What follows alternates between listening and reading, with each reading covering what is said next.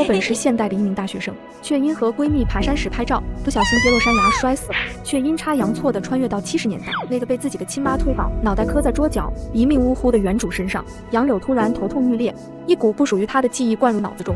杨柳刚站起身，突然就硬生生挨了一巴掌。是，居然打我！杨柳不是个吃亏的性子，直接拽住了对方的胳膊，然后也甩了对面人一个巴掌。哎呦，好啊，你个忘恩负义的白眼狼，现在连亲妈都打了。杨柳，你干什么？相姨不就是说了你几句吗？你居然动手，我知道你心里不好受。你是相姨亲闺女，我不过就是个妓女。相姨，还是我去下乡吧。这么多年，你待我如亲女儿，别再因为我坏了你们母女的感情。我就是个没妈的孩子，在这个家本就是多余的。等我下乡以后，你帮我好好照顾我爸，好好照顾大哥和小弟。我估计这辈子我是回不来了。谁说你是多余的？你是大海的闺女，也就是我闺女。我说不用你下乡，就不用你下乡。杨柳，我把话撂这，你必须去下乡。我已经给你报名了，日子到了，你去也得去，不去也得去。老天爷呀，你快睁眼瞧瞧吧，我这哪是生了个闺女，我这是生了个仇人吧？居然朝自己亲妈脸上招呼！我真是穿越了，对面那个中年妇女是我的亲妈，旁边那个穿格子裙戴红发卡的是我季姐，而我是被抢工作替季姐下乡的小可怜，还是已经报了名，绝无反悔可能的那种。不会吧，天崩开局呀！杨柳还没缓过神来，就被向红莲推带嗓赶出了家门。杨柳找了个没人的地方坐下来，冷静一下。我真的穿越了，现在是1972年，原主今年16岁，巧的是也叫杨柳。原主的亲生父亲杨宝山是一位军人，在原主2岁的时候牺牲了。原主母亲向红半年之后带着原主改嫁给现在的丈夫杨大海。原主父亲牺牲以后，有好大一笔抚恤金，原主是烈士遗孤，每月还有5块钱的补助，一直发到18岁呢。部队领导还特意给原主们找了一份纺织厂女工的正式工作，每个月的工资也有30几块。但是原主亲妈总说，若是没有杨大海，原主早就饿死了，还真是忽悠小孩。原轨迹中，杨甜甜今年高中毕业，因找不到工作，只能被强制下乡。杨甜甜原本是想自己找工作的，可城里的工作一个萝卜一个坑，无奈之下，杨甜甜就把主意打到了原主身上。原主运气好，找到了一份食品厂女工的工作。原主被亲妈一哄一逼，就答应亲妈的要求，替杨甜甜下乡。下乡的时候，只带了2个窝窝头、1床破被子和2套旧衣服。结果下乡后，女主写给母亲的每一封信从没回音，于是小姑娘生活没了丝毫盼头。在下乡的第2年春天，就意外跌落河中，淹死了。那时候她才17岁，只不过现在发生了意外，原主提前死了。现代杨柳穿越而来，我是杨柳，我才不要当什么小可怜冤大头。于是原主按照记忆从纺织厂家属区出来，一路向北而去。2个多小时后，杨柳来到了位于海市北郊的海事武装部。守卫见有陌生人靠近，立马拦下杨柳。同志，这里是军事重区，闲人止步。你好，我想找王向仁王处长。你找王处长？你是什么人？知道这里是什么地方吗？没有介绍信，这里你进不去。我不进去，麻烦同志帮我传个口信就行。这不符合规定，你还是去那边等吧。等？那得等到什么时候？杨柳咬了咬牙，暗自做了决定，扑通一声就跪在了武装部大门口。同志，你不要这样，我真的帮不了你。你就帮我给王处长送个口信吧，就说我是杨宝山的女儿，有10万火急要命的事找他。守卫被缠得无可奈何，只能帮他打电话找人。20多分钟之后，一个40多岁的中年男人着急地从里边跑了出来。你就是杨宝山的女儿？像，太像了，你和你爸爸长得太像了。您就是王向仁王伯伯吗？你好，我是杨宝山的女儿杨柳，我记得您曾经去过我家，您拉着我的手说过，如果以后我遇见困难了，可以来找您，是吗？怎么，小杨柳，你是遇到什么困难了吗？这里不是说话的地方，跟我去办公室。我知道这里是什么地方，我就不进去给伯伯添麻烦了。我就是。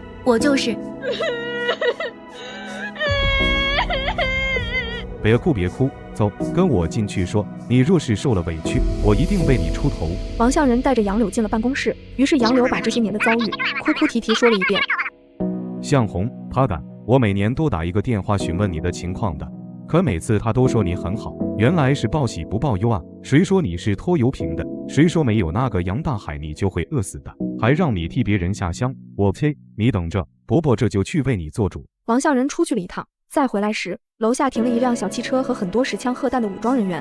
小杨柳，伯伯告诉你，虽然你爸没了，但你也不是一个人，你还有叔叔伯伯可依靠，谁也不能欺负了你。等着，我再打一个电话。这伯伯简直帅呆了。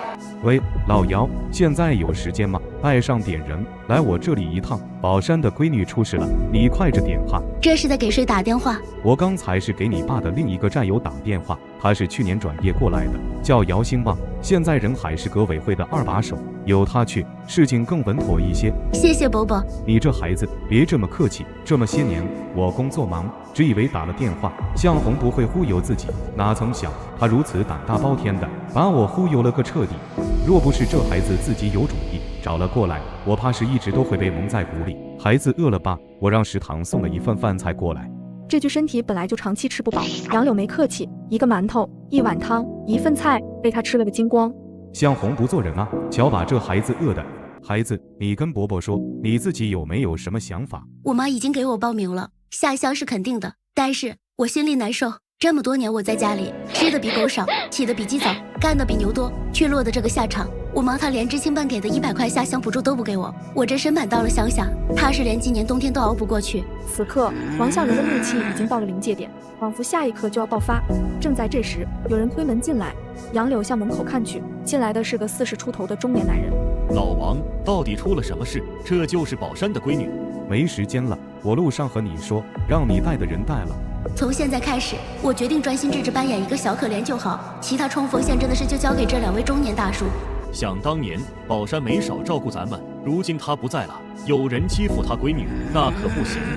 下午，纺织厂家属区最热闹的时候，2辆小汽车驶进了纺织厂家属区，在2辆汽车之后，还跟了几10个全副武装人员，以及胳膊上戴着红袖箍的革委会人员，这让纺织厂家属区炸了锅。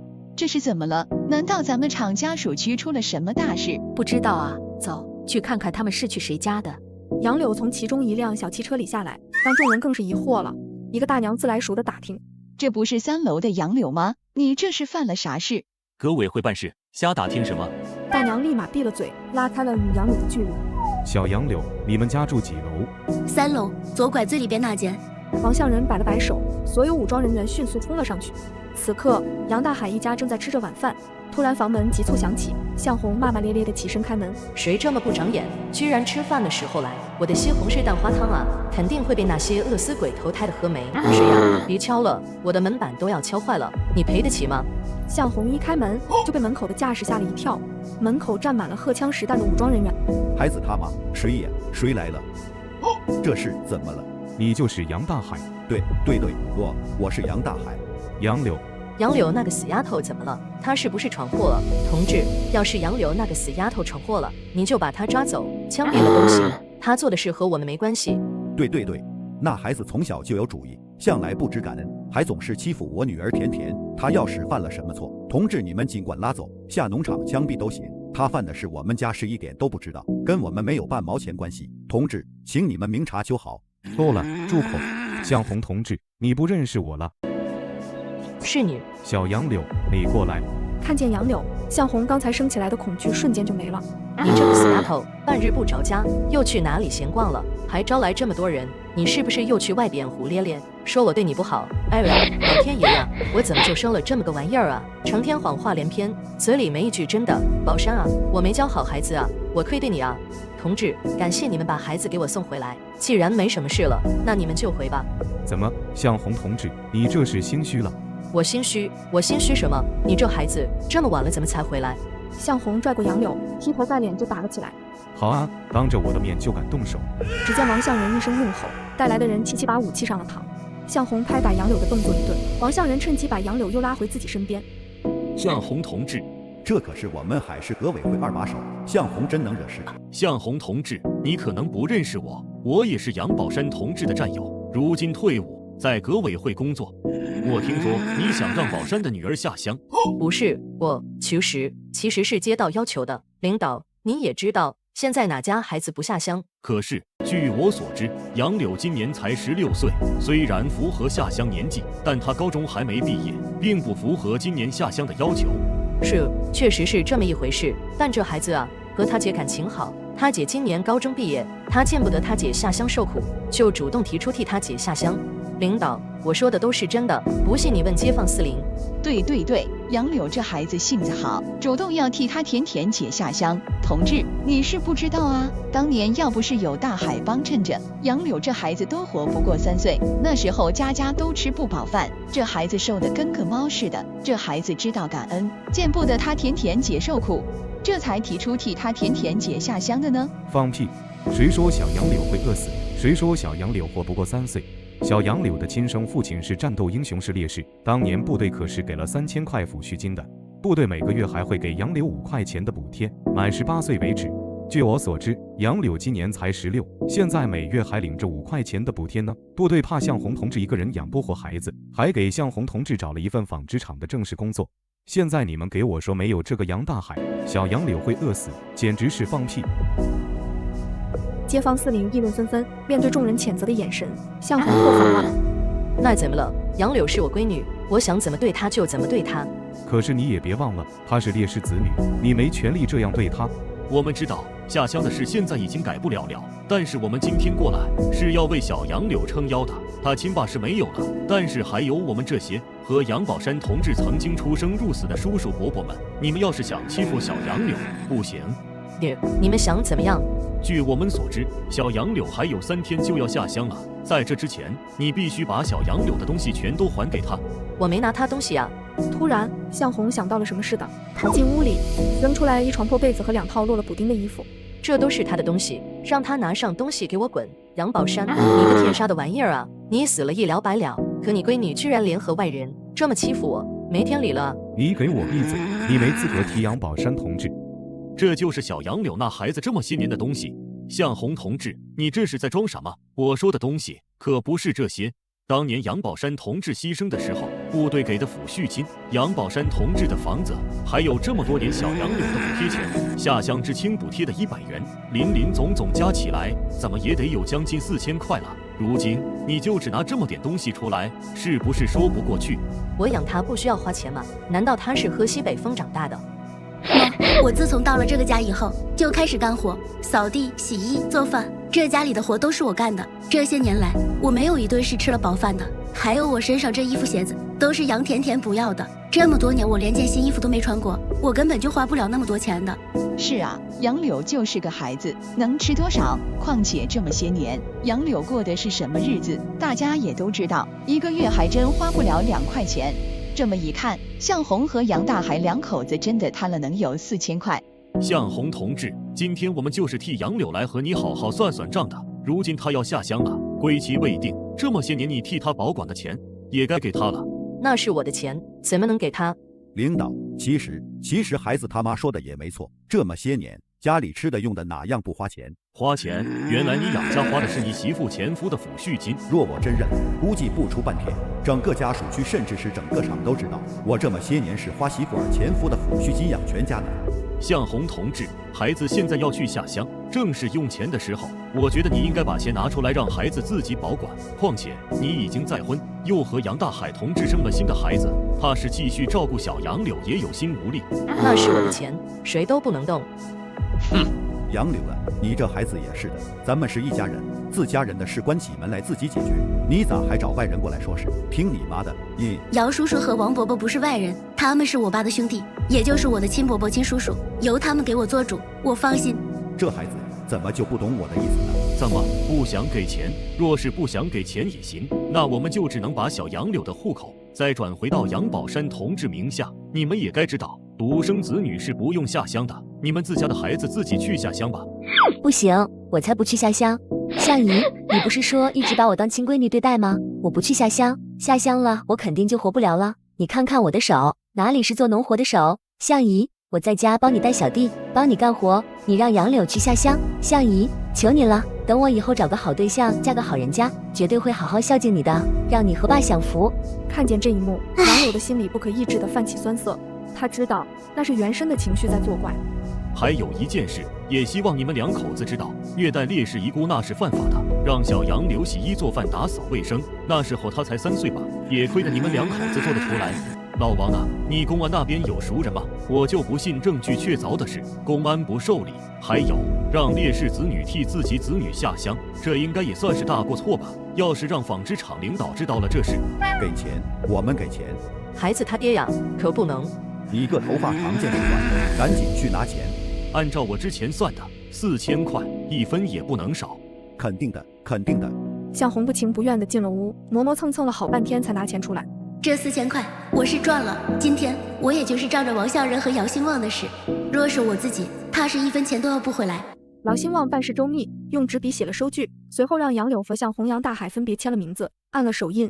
钱给了杨柳，但只要杨柳回家，说不定我和向红又能把钱哄回来。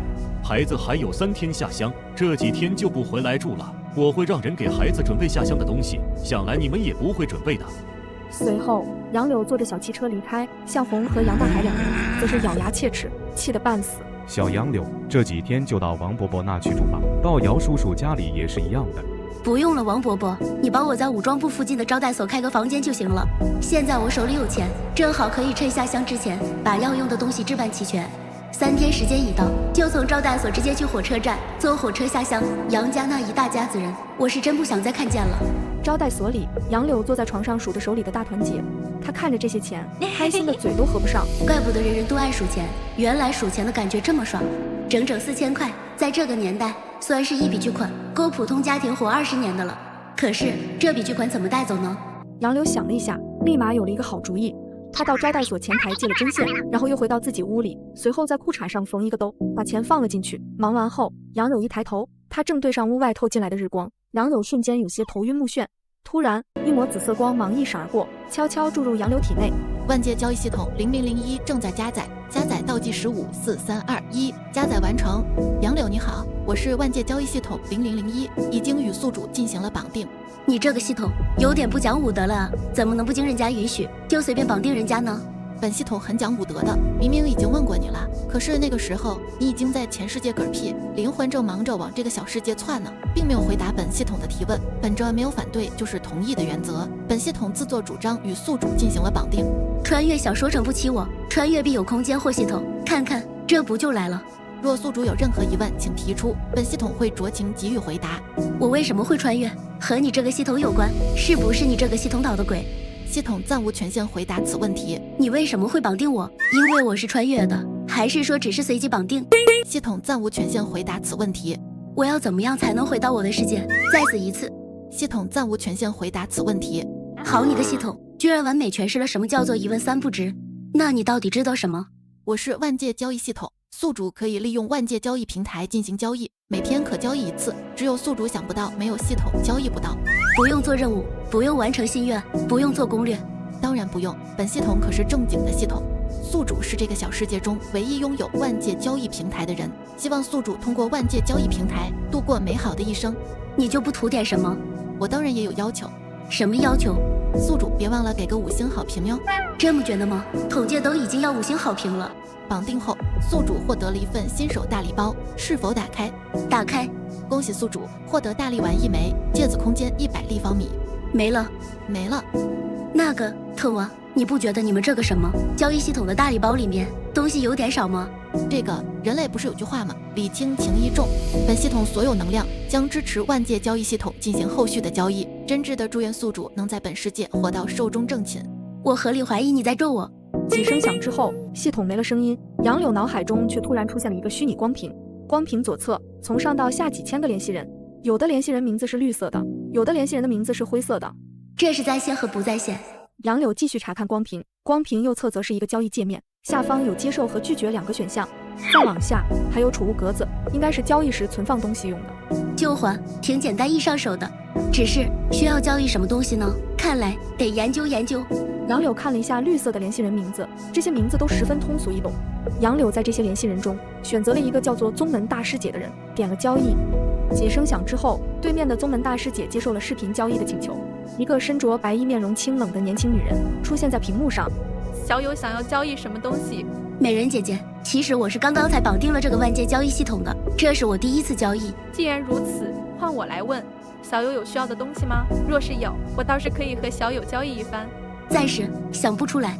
你能提供给我什么？这是何物？奶糖，这是糖，样子甚是奇特。奶糖特别好吃，不但甜，还有一股奶味呢。小友，实不相瞒，我不喜甜食，而且我们宗门也不缺糖。美人姐姐可以先试试，万一你喜欢呢？那好吧，我试试。小友需要什么？丹药、符纸、法器。这把我难为住了，属实是第一会交易，没经验啊。美人姐姐看着给我都行。随着系统把奶糖传送到了高冷美人的手中，她打开一块奶糖送进口中，随即高冷美人脸上闪过一抹惊讶。然后宗门大师姐抓了一把符纸，一只金手镯，放到了交易平台上，然后点了交易。希望我给的东西对你有帮助，小可怜。小可怜，是我。随即杨柳翻阅了自己的列表，发现自己在联系人列表里的昵称居然是欺凌小可怜。第二天一大早，杨柳就起来了，她一路往食品厂而去。都要去下乡了，手里的工作自然要处理一下的，我才不会便宜杨甜甜呢。这是我的工作，当然是我说了算。你这小姑娘，不是说了3天之后带姐姐过来报道吗？怎么今天就来了？那个主任啊，别，你要叫我主任，让主任听见了该怎么想？咱们实事求是，叫我副主任就行。副主任，我要去下乡，家里啥也没给准备，我就想着你给看看咱们厂里的亲属有没有想买工作的，若是有，我就把工作处理了。你要卖工作？是呀，我得去东北下乡，家里也没给我置办什么东西。我听人家说东北可冷了，冬天要是不穿棉袄不盖棉被都能冻死人，我就寻思着卖了工作换点钱。那可不是嘛，我媳妇儿就是东北人，他们那地方1年里有半年是冷天气呢，她嘎呢，冻掉下巴的那种。副主任，在这个厂里咱们2个接触最多，这事能不能拜托你帮我打听打听？这算什么事？正好我认识个人，他正愁没门弄买工作呢，再迟一点怕是家里孩子也被安排下乡了。既然你有这个心思，我就给你牵个线。那就多谢副主任了，那我中午再过来，他要是想买就600块钱卖给他，再给我一些票据，您看咋样？我看行，你这要求不高，那你先回去，中午过来，我肯定把这事办得妥妥的。能不办得妥妥的吗？着急买工作的可是我亲三舅老爷，看来不用费吹灰之力，工作这事就能搞定，三舅老爷算是捡了大便宜了。杨柳从食品厂出来以后，马不停蹄直奔百货大楼，他要去狠狠扫荡一番，为下乡做准备。棉被买，布料买，锅碗瓢盆、搪瓷缸子买，总之就是买。出了百货大楼，找了个没人的胡同，杨柳直接把东西收入空间，然后又大摇大摆的去了供销社。我终于体会到了购物的快乐。到了供销社后，杨柳又开始了一波大扫荡，凡是他想要的红桶都被拿下了。等杨柳从供销社出来的时候，2只手再次拎满了东西。随后杨柳又将东西收入空间。嘿嘿，没有哪个女人能抵挡得住逛街购物的诱惑，有钱有闲有空间，整个人美滋滋。这么久了，副主任应该办好了吧？果不其然，杨柳到的时候，副主任已经在食品厂门口等着他了。见到杨柳，副主任脸上差点笑出花来。哎呦，你可算是来了，人我都带来了，就在那边等着呢。咱们可说好了的，600块加上一些票据，不能反悔啊。副主任，你把我当啥人了？我这人吐口吐沫是个钉，说话绝对算数，说了这些就是这些。来人是个50多岁的老头子，问清了岗位和价钱，连犹豫都没有，直接进了食品厂去办了交接。杨柳从食品厂出来的时候，手里赫然多了一把票据和600块钱。杨甜甜还等着3天后过来上班，真是美的她，想屁吃去吧。杨柳哼着小调，随即就去了国营饭店。他打包了30个肉包子，20个馒头，又要了几份菜和红烧肉，最后全都放进空间。傍晚的时候，王向仁不放心杨柳，于是他拎了2包糕点和日用品，以及一身换洗衣服来招待所找杨柳。王伯伯，你已经帮了我很多了，我不能再要你的东西了。王向仁仅凭着与原主父亲那几年的交情，这么些年一直在默默关注着原主，还在昨天帮原主拿回了应得的东西，他真的是个好人。杨柳把今天去食品厂卖工作的事一股脑告诉了王向仁，王向仁赞同的点了点头。卖得好，要我说可不能便宜了那些人，我是真的没想到向红这个女人如此心狠。要是早知道，我宁可把小杨柳接到自家去养，也不可能让小杨柳跟着向红的。那个毒妇小杨柳，有一件事，王伯伯可得提醒你，你还小，身上放那么多钱，一定要藏好，财不外露的道理，你要懂得。王伯伯放心，藏得好好的呢，都在我空间里呢，保准一般人找不到。就是可惜了，裤衩子上莫名其妙多了一个丑爆的口袋。这孩子虽然年岁不大，但却有主意，也是个胆大心细的。就算是下了乡，估计也不会让自己吃亏。东西置办的怎么样了？还缺什么？明天用不用王伯伯帮你去买东西？王伯伯放心，东西我都买的差不多了。你放心，你下乡的地方我有认识的人，我会托他照顾你的。你是后天早上的火车，我和你姚叔叔说好了，到时候一起去送你。王伯伯，其实不用的，我自己可以。送你上了火车，我们才放心。以那夫妻2个的性子，一下子拿出来这么多钱，相当于大出血，怎会轻易让小杨柳把钱带走？都看着小杨柳上火车，我是真的不放心。万一小杨柳心软，或是被相虎迷惑，再把钱还给那2口子，吃亏的还不是小杨柳？王向仁走的时候，天都已经擦黑了。杨柳拿出从宗门大师姐那里交易来的符纸，开始摆弄起来。一共5张符纸，各有用处。鬼月符1张，期限3个月；臭屁符1张，期限3个月；听话符1张，期限3个月；隐身符1张，期限3个时辰；真话符1张，期限较短，只有1个时辰。看着那张隐身符，杨柳心思一动，立马就有了一个计划。或许我可以再去帮袁氏收点利息。杨柳先是吃了那枚大力丸，随后他去搬动屋里那张桌子时，却觉得原本有些重量的桌子，现在居然轻如鸿毛。杨柳毫不费力地将桌子举了起来。杨柳又想到了胡同里堆了2座石狮子，结果不言而喻。杨柳没费什么力气，就把重达1000斤的石狮子抱了起来。该说不说，那系统给的新手大礼包就还挺实用的。等我下乡以后做田里那些活计，就都不用怕了。第2天一早，杨柳早早起床，收拾妥后又再次购物了。短短1上午就花出去了100来元。中午，杨柳手里拎着1网兜的零嘴，大摇大摆地进了招待所。同志啊，一会儿能不能给我那屋送点热水？下午我不打算出去了，晚上5点左右的时候还得麻烦你去叫我一声，我怕错过国营饭店的红烧肉。你也知道，红烧肉好吃，去晚了可就没了。妹子，你放心吧，一会儿我就给你送水，晚上饭点的时候肯定叫你，绝不让你错过国营饭店的红烧肉。等女服务员送了1壶热水之后，杨柳给自己身上拍了那张隐身符，人不知鬼不觉地从招待所离开了。杨柳直奔向红和杨大海的卧室，从墙壁的角落抛出一个铁盒子。不是总念叨着家里没钱吗？我倒是要看看这2口子到底有多少家底。铁盒子打开，里边居然有1沓大团结和一些票据。杨柳数了一下，足足1300块呢。他毫没客气，直接收进空间。杨柳将铁盒子盖好，又放回了原位，然后他又打开衣柜，同样有一个破旧的铁盒子，里边也有70多块和一些票据。从杨大海2人的卧室出来，杨柳又去了杨建业兄弟和杨甜甜的屋子，如法炮制的找到他们的私房钱，全都给收了。杨建业那里找到了将近200块，杨甜甜那里只找到了60多，就连杨小弟居然也有10几块的私房钱。真替原主不值，这么多年在杨家，原主拿过最多的钱绝不超过1块，那还是交的学费钱。由此可见，杨家是真没把原主当家人，就连向红这个亲妈都是如此，还指望继父继兄继姐能待他如何？除了钱财，杨柳连家里凡是能吃的能用的，就连油盐酱醋锅碗瓢盆都被他一股脑收走了，留给杨家的只有一个光秃秃的家。这一趟我收获颇丰，也是实现了1把0元购。杨柳身上的隐身符才刚失去作用，门外就传来敲门声。妹子，晚饭时间到了，你起了吗？同志，真是太感谢你了，你真是个为人民服务的好同志。我这样做，楼下女服务员能在关键时候给我证明我下午一直待在招待所。杨大海为了把那些钱弄回来，让向红出去找杨柳。下班时间，杨家5口人在家属区门口聚集了起来。怎么样，找到杨柳了吗？我今天跑了1天，把附近几个招待所全都打听了，可都没有那死丫头的消息。那就明天再去找，后天他可就要去下乡了，我们必须把钱拿回来。厂里不知怎么也知道了这件事，厂里的人看我的眼神都不对，厂长特意把我叫过去谈话。现在可是我往上升的关键时候，绝不能让杨柳那个死丫头影响到我的工作，还有那些钱也必须拿回来。甜甜，明天你也跟着你相姨出去找杨柳，一定要把杨柳找到。爸，我明天还有事呢，让相姨自己去找呗。你有什么事？家里出了这么大的乱子，你怎么就不知道让我省心点？我后天就要去食品厂报道了，当然得去给自己置办一身新行头。爸，你看看我的裙子，还是去年买的呢，你再给我点钱，我去买一件新的，到时候到食品厂上班，也能让别人高看我一眼，还不是给你长脸？钱，一天到晚就知道花钱，你那裙子又不是不能穿，还买什么新的？就是还没挣钱呢，就想着花钱了，也是一个赔钱货。甜甜姐是赔钱货，甜甜姐是赔钱货。你个死小子，还敢说我？爸，你看他又气我。行了，等把杨柳手里的钱要回来，你买几件裙子行不？大局为重。行，那明天我跟向姨一起去找人。一家人上了3楼，向红走在最前面，用钥匙打开家门之后，就愣在了原地。怎么不进去？杨大海冲进家门，可看见光秃秃的家，同样愣住了。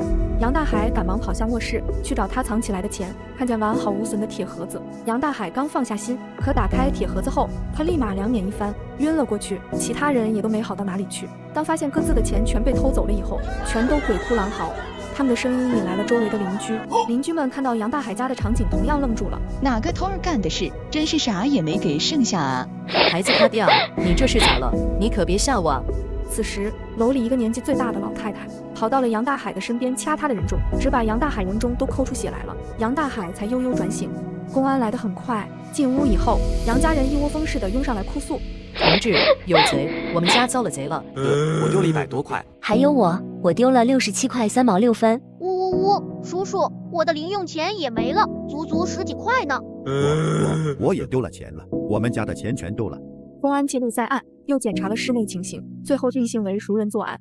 你们家这个情形有点特殊，房门并没有被强力破开的痕迹，说明入室偷盗的人要么有一手十分精湛的开锁本事，要么就是手里有你们家钥匙。这偷的也太干净了吧！我们干这一行多年，还是头一次看见这么厉害的小偷呢。你们最近和什么人结过怨吗？有什么重点怀疑目标吗？若是有，可以作为线索提供给我们。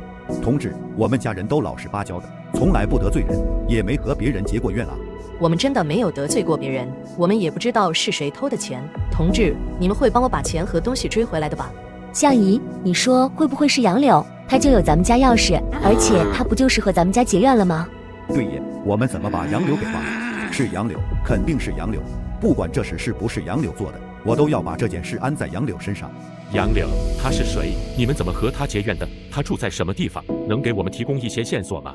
杨柳是我的妓女，她后天就要下乡了。同志，你们可得抓紧，别让她带着我们的钱跑了。此时，本来苦恼的向红突然想到了王向仁，眼睛一亮。我虽然不知道那个死丫头去哪了，但我知道她是和武装部的一个叫做王向仁的一起走的。你们去找王向仁，就肯定能够找到杨柳那个死丫头了。你们放心，我们绝不放过任何一个坏人，但是我们也绝不冤枉任何一个好人。我们自会去调查杨柳，若是找到杨柳的行踪，我们也会来通知你们的。好，那就麻烦公安同志了。你们这些邻居下午就没听见一点声音，看没看见什么陌生脸孔或者鬼鬼祟祟的人？此刻的杨柳正忙着研究自己的万界交易系统呢。小系统说了，每天都能够1次，今天我还有1次机会呢，让我看看今天交易哪个同有。今天在线的人显然比昨天多了一些，乍一看去几乎都是绿色的。杨柳随手一点，点到一个名叫兽人女祭司的人，然后快速点了交易，光屏一闪，一个肤色微黑，浑身上下穿着用彩色羽毛做成衣服的女人出现在屏幕上。我的朋友，你好吗？你好，我是杨。我知道你是欺凌小可怜，你想交易什么？不瞒你说，我这是第2次交易，还不是太熟悉。倒是你有什么想交易的吗？最近我们部落的火种遗失了，这是我们度过的第149个没有火种的夜晚了。在过去的49个夜晚里，我们部落共损失了31个雄性和7个雌性。对于我来说，现在最重要的就是火种，我想交易火种，你有吗？火种这个可以有。真的？火种我有，你能用什么交易？金禽兽可以吗？金禽兽应该是能吃的吧？当然，金禽兽是我们部落的重要食物来源，肉很好吃。若你能给我火种，我可以用5只金禽兽来交易。没问题。杨柳意念一动，空间里的一盒火柴便出现在了交易界面上。对面的兽人女祭司见此，将5只金禽兽也放到了交易界面上。这就是金禽兽，原来就是大公鸡呀！看来以后有鸡肉吃了。杨柳点击交易键，5只大公鸡便华丽丽地出现在了招待所房间里。交易完后的杨柳感到困了，于是便睡觉了。第2天，杨柳刚睡醒，房间的门就被敲响了。杨柳打开门，发现是王向仁，在他的身后还有几个公安。王伯伯，你怎么来了？他们是？小杨柳，他们是来找你的。杨大海家昨天被盗了。杨大海家被盗了，和我有什么关系？杨柳同志，你别误会，我们也是得知了一些情况，才来调查一下的。我可是有不在场证明的，随便你们调查。昨天我回来以后就再没出去过了。杨家被盗的事和我一点关系都没有。小同志，那有什么人能给你作证吗？只要你有证人能证明你昨天下午没出去过，那你身上的嫌疑就洗脱了。对了，楼下的女服务员同志，她应该能证明我的清白。我中午回来的时候，她来给我送过热水，晚上也是她提醒我到了晚饭时间该去吃饭的。公安去找女服务员核实了一下，确认了杨柳说的就是实话。各位同志，你们恐怕不知道小杨柳和杨家的恩怨。我相信杨柳这孩子绝不会做出偷盗的事情来的。至于杨家人为什么说是他干的，我猜测他们就是想要找小杨柳背锅。你说的事情我们会去纺织厂家属去调查的。既然杨柳同志身上的嫌疑已经洗清了，那我们就先离开了。王向仁也并未多留，嘱咐了杨柳明天别错过火车时间，就跟着几位公安的身后离开了。还请几位同志能将小杨柳现在的住处保密，多怕。王处长，您放心，现在已经完全解除了对杨柳同志的怀疑，我们是不会把他的住处泄露出去的。一直在家等消息的杨家人，如热锅上的蚂蚁，焦头烂额的。杨柳那个死丫头，真是丧良心，把我好好一个家偷的啥都没剩。要是早知道这样，她生出来的时候，我就该掐死她。孩子他爹，你说他们能调查出来结果吗？能把咱们那些东西和钱找到吗？他们怎么还不来？孩子他爹，念叨有什么用？有能耐去把你那好闺女找回来。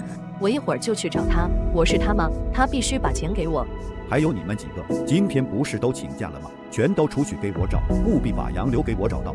不，我饿，我走不动，我才不出去呢。饿吗？我就不饿吗？杨大海把身上最后的家当掏了出来，只有寥寥的5块多钱。随后他从中拿出1块钱递给杨甜甜，你跑一趟国营饭店，买几个馒头回来。爸，我还要吃酱肉，还有酸豆角，馒头加酸豆角和酱肉才好吃。吃，就知道吃。算了，那就再买点酸豆角。得让大儿子去厂里把这个月的工资先预支了，要不然我们家这个月怕是都熬不过去。杨甜甜买馒头还没回来，几位公安同志倒是先他一步进了杨家。公安将今天的调查结果与杨大海说了之后，杨大海满脸不敢置信。你说什么？同志，那个打证明的人牢靠吗？确定没说谎？怎么，你还怀疑我们的办案能力？不是。那我们怎么办？就自认倒霉？肯定就是那个死丫头干的，你们怎么不去抓她？同志，请你注意你的措辞，我们办案讲究实事求是，不是你上下嘴唇一合，说是谁干的就是谁干的吧？你们放心，你家的案子我们肯定会追查到底。那杨柳现在在哪里？不好意思，同志，这个我们不能透露。随后，公安安抚了杨家人几句之后，就离开了杨家。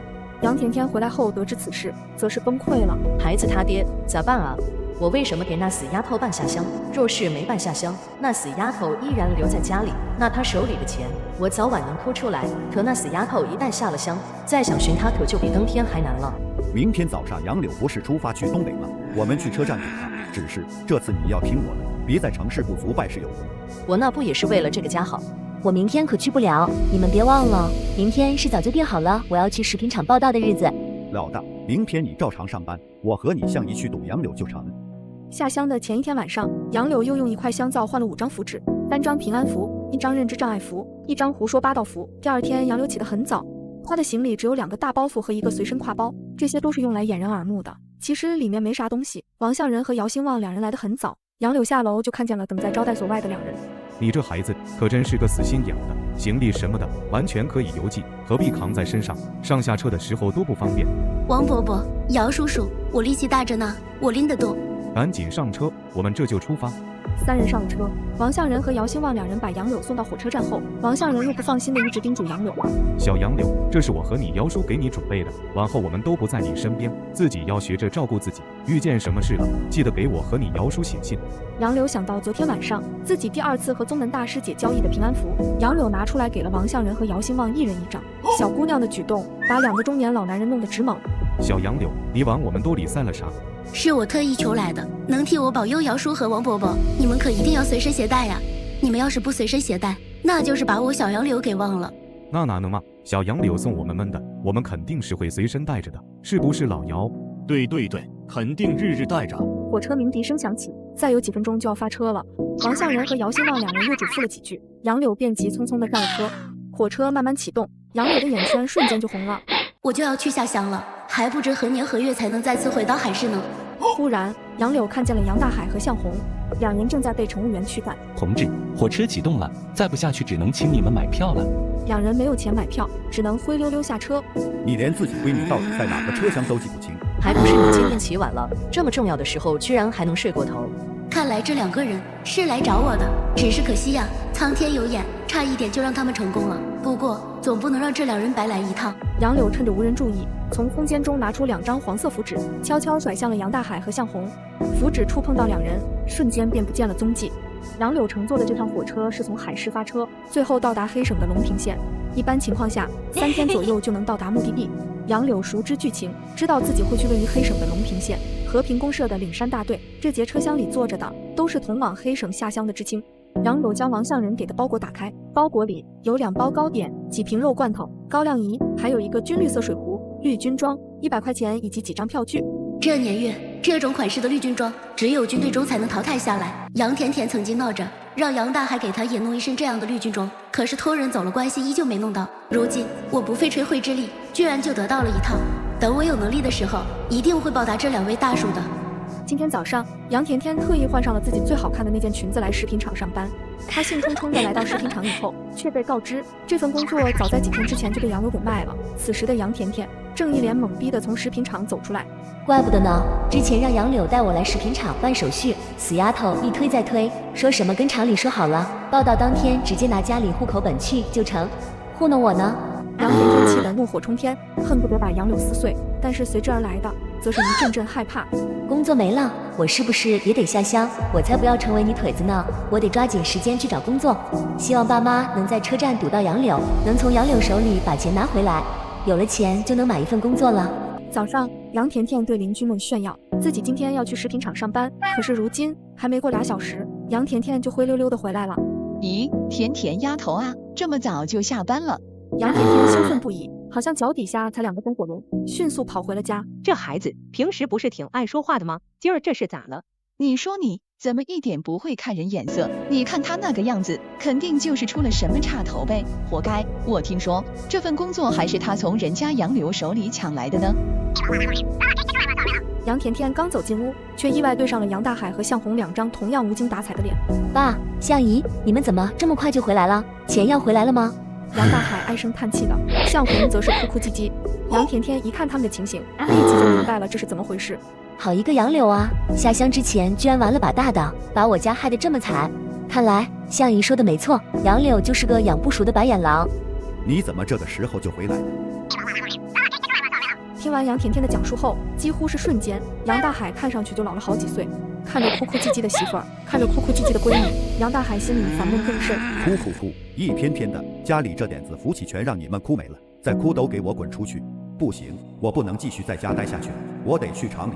儿子一个人预支这个月的工资怕是不够，我也得去把工资预支了。杨大海刚准备出门，却不小心摔了一跤，连门牙都摔了出来。向红和杨甜甜吓坏了，连忙跑了过来。孩子他爹，你咋样？向红手忙脚乱地将杨大海扶起来，甚至还将杨大海的2颗大门牙给捡了回来。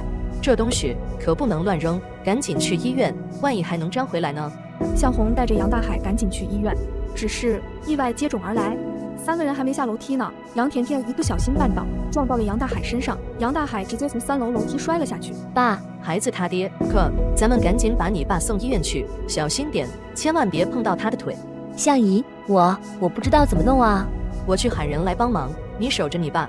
向红心里很慌，好几次下楼梯的时候差点踩空。最要命的是，他现在非常想放屁。随着向红不断跑下楼梯，震天的屁响也接连传出，屁臭味弥漫了整个走廊。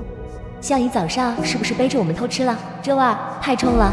原本杨家人以为经历的这些只是暂时的，却没曾想，从那天开始，杨大海就接连不断的倒霉，大到被楼上掉下来的花盆砸到头，路过小巷口被人套马带打，小到喝水呛到，上厕所忘带纸。而向红整日里则屁声不断，在家放，出门放，睡觉的时候还放，几乎是不分场合叮叮当当。这种情况一直持续了3个月。杨柳才刚将王向仁送的小包裹偷偷收进空间，身边就传来了一个年轻姑娘的声音。杨柳抬头看去，就见一个17、18岁的姑娘站在她旁边的几个空座位旁，正朝着不远处从其他车厢挤过来的3个年轻人招手。你好，你也是下乡的知青吗？真是太巧了，我们也是下乡的知青，我叫齐圆月，那边几个都是我的同学，我们是去一个地方下乡的，我们要去黑省龙平县和平公社，你呢？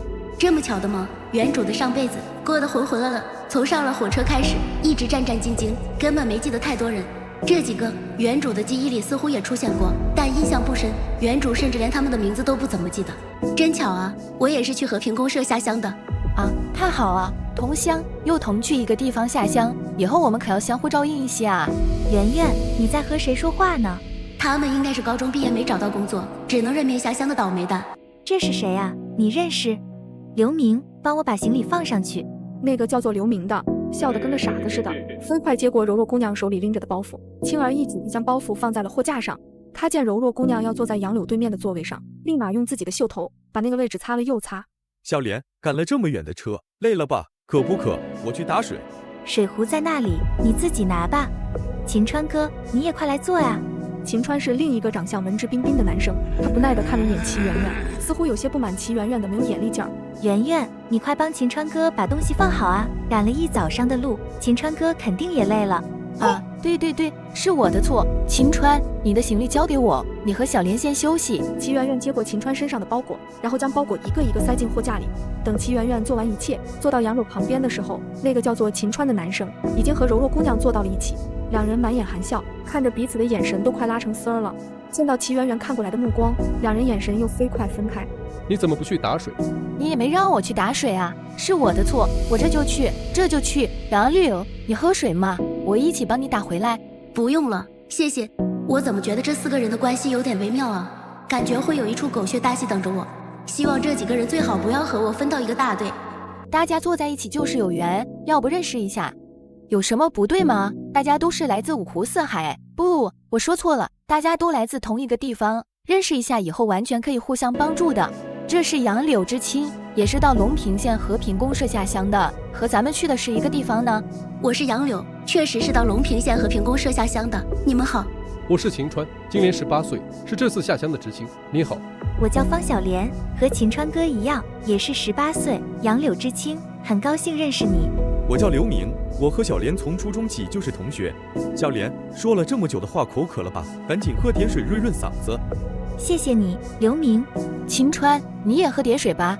我现在还不渴，你管好自己就行。那不喝就不喝，你什么时候渴了什么时候喝。这时，杨柳的肚子叫了，借着挎包的遮掩，杨柳从空间中拿出一个包子吃起来。包子是肉馅的，香味瞬间在空气中氤氲起来，惹得周围几个人频频舔着嘴唇。周围几人扛不住，也纷纷拿出自己带的东西吃了起来。齐圆圆的午饭是2张烙的金黄的肉饼，秦川拿出来的是杂粮馒头，里面还加了酱黄瓜。刘明的午餐是玉米馒头，里面加的是肉末。方小莲则是有些局促，桌子下的手死死按着自己的挎包。小莲，大家都吃午饭了，你怎么还不吃？我还不饿。你怎么可能不饿？咱们早上6点就从家出来了，这都半天了，怎么扛得住？小莲，是不是你妈没给你带吃的？我就知道是这样，你妈平时重男轻女也就罢了，可是你都下乡去了，她就没给你带点吃的。这一路上咱们可得坐3天3夜的火车呢，她就不怕你饿死。这也就是咱们下乡去了，要是还在家数月，我肯定去找你妈说道。别，圆圆，其实我妈她给我带吃的了。方小莲从包里拿出2个窝窝头来，杨柳看得直啧舌。凭方小莲的这一身穿搭，可不像只带2个窝窝头下乡的主。只是这几天我感冒了，嗓子疼得厉害，实在吃不下。你们先吃吧，我喝点水就好。那怎么能行？喝水哪能顶饱？小莲，你吃我的馒头，我吃你的窝头。不，刘明，你平时帮我够多的了，这是你妈给你带的馒头，我怎么能要？小莲，那你吃我的，我包里还有。我真的不饿，你们是男孩子，食量肯定比我要大。要是我吃了你们的馒头，你们吃什么？我们可以吃你的窝头啊。方小莲不收他们的馒头，不过眼神却有意无意地掠过齐圆圆手里拿着的肉饼。好了，你就别难为小莲了，她也是怕你吃不饱。圆圆，把你的肉饼分给小莲2张。可是这是我妈给我烙的啊。小莲是你最好的朋友，你总不能看着她饿肚子吧？再说了，那不是还有窝头吗？你要是吃不饱，就去吃窝头。我不想吃窝头。你又不听话。那好吧，小莲，我把这2张肉饼给你，你别饿肚子了。圆圆，我就知道你对我最好了，我们是一辈子的好朋友，你也别饿着。这2个窝头你拿去吃。还能这样？不是说身体不好吗？不是说嗓子不舒服吗？吃不下窝头，吃不下馒头，只能吃得下肉饼。这个傻姑娘居然轻易就被秦川洗了脑。杨柳又从空间里拿出一个煮鸡蛋，此刻的方小莲已经吃完了肉饼，她看着杨柳手里的鸡蛋，悄悄吞了吞口水。杨柳连正眼都没瞧方小莲，3两口就将一个鸡蛋吞了进去。火车一路向前，咣当咣当的响声不绝于耳。杨柳不知不觉的就睡着了。等他再次醒来时，又到了吃饭的时候。杨柳的空间里存了不少吃的喝的，包子、馒头、饭菜应有尽有。他拿出了桃酥配水吃，而方小莲的2个窝窝头又放到了齐圆圆面前。齐圆圆白馒头加酱肉，则自然而然的到了方小莲的手里。这姑娘是该说她老实呢，还是该说她傻呢？那3个人明明就是在合伙欺负她呀！方小莲看见了杨柳的桃酥，不自觉地咽了口水。她转了转眼珠，计上心来。圆圆，我有点不舒服，这馒头我吃不了了，还给你吧。真的吗？太好了。唉，怎么了，小莲？没什么。小莲，你没事吧？怎么吃不下了？吃那么少，能填饱肚子吗？小莲，你是不是嗓子还不舒服？你想吃什么？跟我说。出来的时候，我能把下乡补助都给我带来了，我有钱我给你买。真的是嗓子又难受了，车上也有卖饭的，你想吃什么？我让圆圆去给你买，她身上有钱也有票。这是什么鬼才逻辑？齐圆圆花了钱票，秦川挣了好感度，最后东西进了方小莲的肚子。我吃馒头也觉得拉嗓子。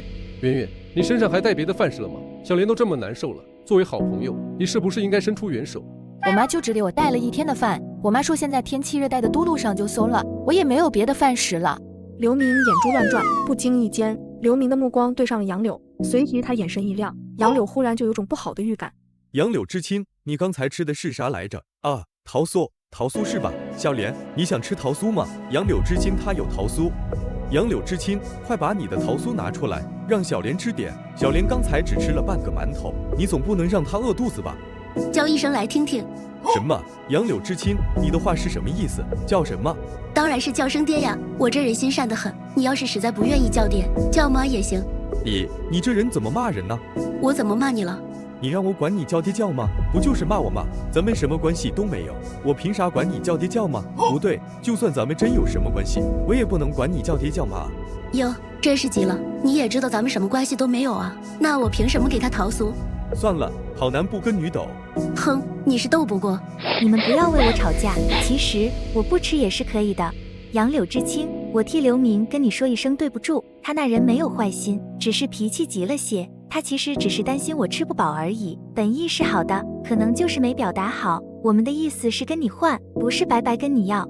你拿什么换？窝窝头？我是脑子被门挤了吗？用桃酥换你的窝窝头？你这人怎么说话呢？怎么说话？我就这么说话。这年头还真没看见过主动上来找骂的呢。杨柳知青，你有些过了，你这算是人身攻击。大家都是知青，又是同去隆平县下乡的，本着老乡之间互相照顾，我们才愿意和你结交的，不就是几块桃酥的事吗？小莲她嗓子不舒服，吃不了其他东西，你拿出来就是了。若我是你，肯定主动分享了。秦川，话也不能这么说，东西是杨柳知青的，给还是不给，当然是杨柳知青自己说了算了。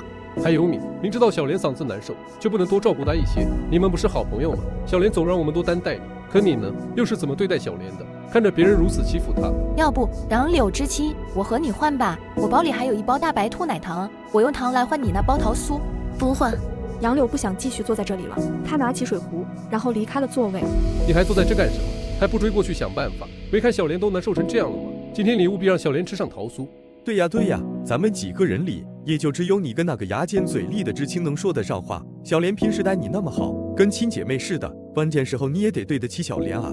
你们别这样说，想必圆圆也很为难，那毕竟是他父母给他带的糖果，要是为了我换了桃酥，不是辜负了圆圆父母对他的一片心意了吗？小莲，你就是心太好了，还不快去？你有事？我其实是有件事想和你说，但是我知道，即使我说了，你也不能同意。既然知道我不能同意，那你就别说了。可能只有你认为你们是最好的朋友。记住，真正的友谊不是一味忍让付出。杨柳回去的时候，突然发现自己的座位被人占了，坐在那里的赫然是3个陌生人。不好意思，这个座位是我的。你的位置，这座位上写你名字了。我们来的时候，座位上可是没人的。座位上虽然没写我的名字，但我买了票，这个座位在我下车之前就是我的。我们也买了票呢，凭什么你能坐的，我们就坐不得？你说这个位置是你的，就是你的。老人家，你要是再不起来，我可就去找乘务员了，到时候和你对话的就不是我了。有票怎么了？有票了不起呀，我们也是有票的。此时，对面的方小莲眼里满含幸灾乐祸，坐在最边上的年轻女人倒是有几分过意不去，她讪讪地站了起来。小姑娘，对不住哈，我们过来的时候这里是空着的，还以为没人这才坐下的，要不你坐我这，我站着。林大花，你干什么？给我坐下。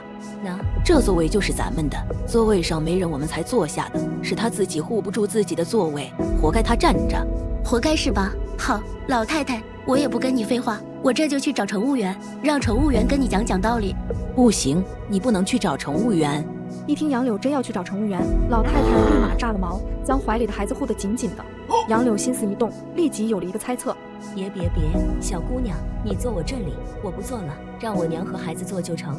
我只坐我自己的位置。老太太，麻烦你起来，你要是不起来，我只能去找乘务员了。不行呀，你们不会是逃票上来的吧？我们才没有逃票，刚才不是让你看了我的车票吗？你们3个人，可我刚才只看见2张票啊！这么大的孩子，没给他起张车票。哟，这孩子长得可真壮，个头也不矮，怕是得买半票了吧？老太太更加紧张了，满脸心虚，下意识将小男孩搂得更紧。这一家子肯定没给这小男孩买票。哎呀，现在的年轻人可真不敬老，不就是跟你换个座位吗？你哪里不能坐呀？你就坐在我儿媳妇那个位置上好了。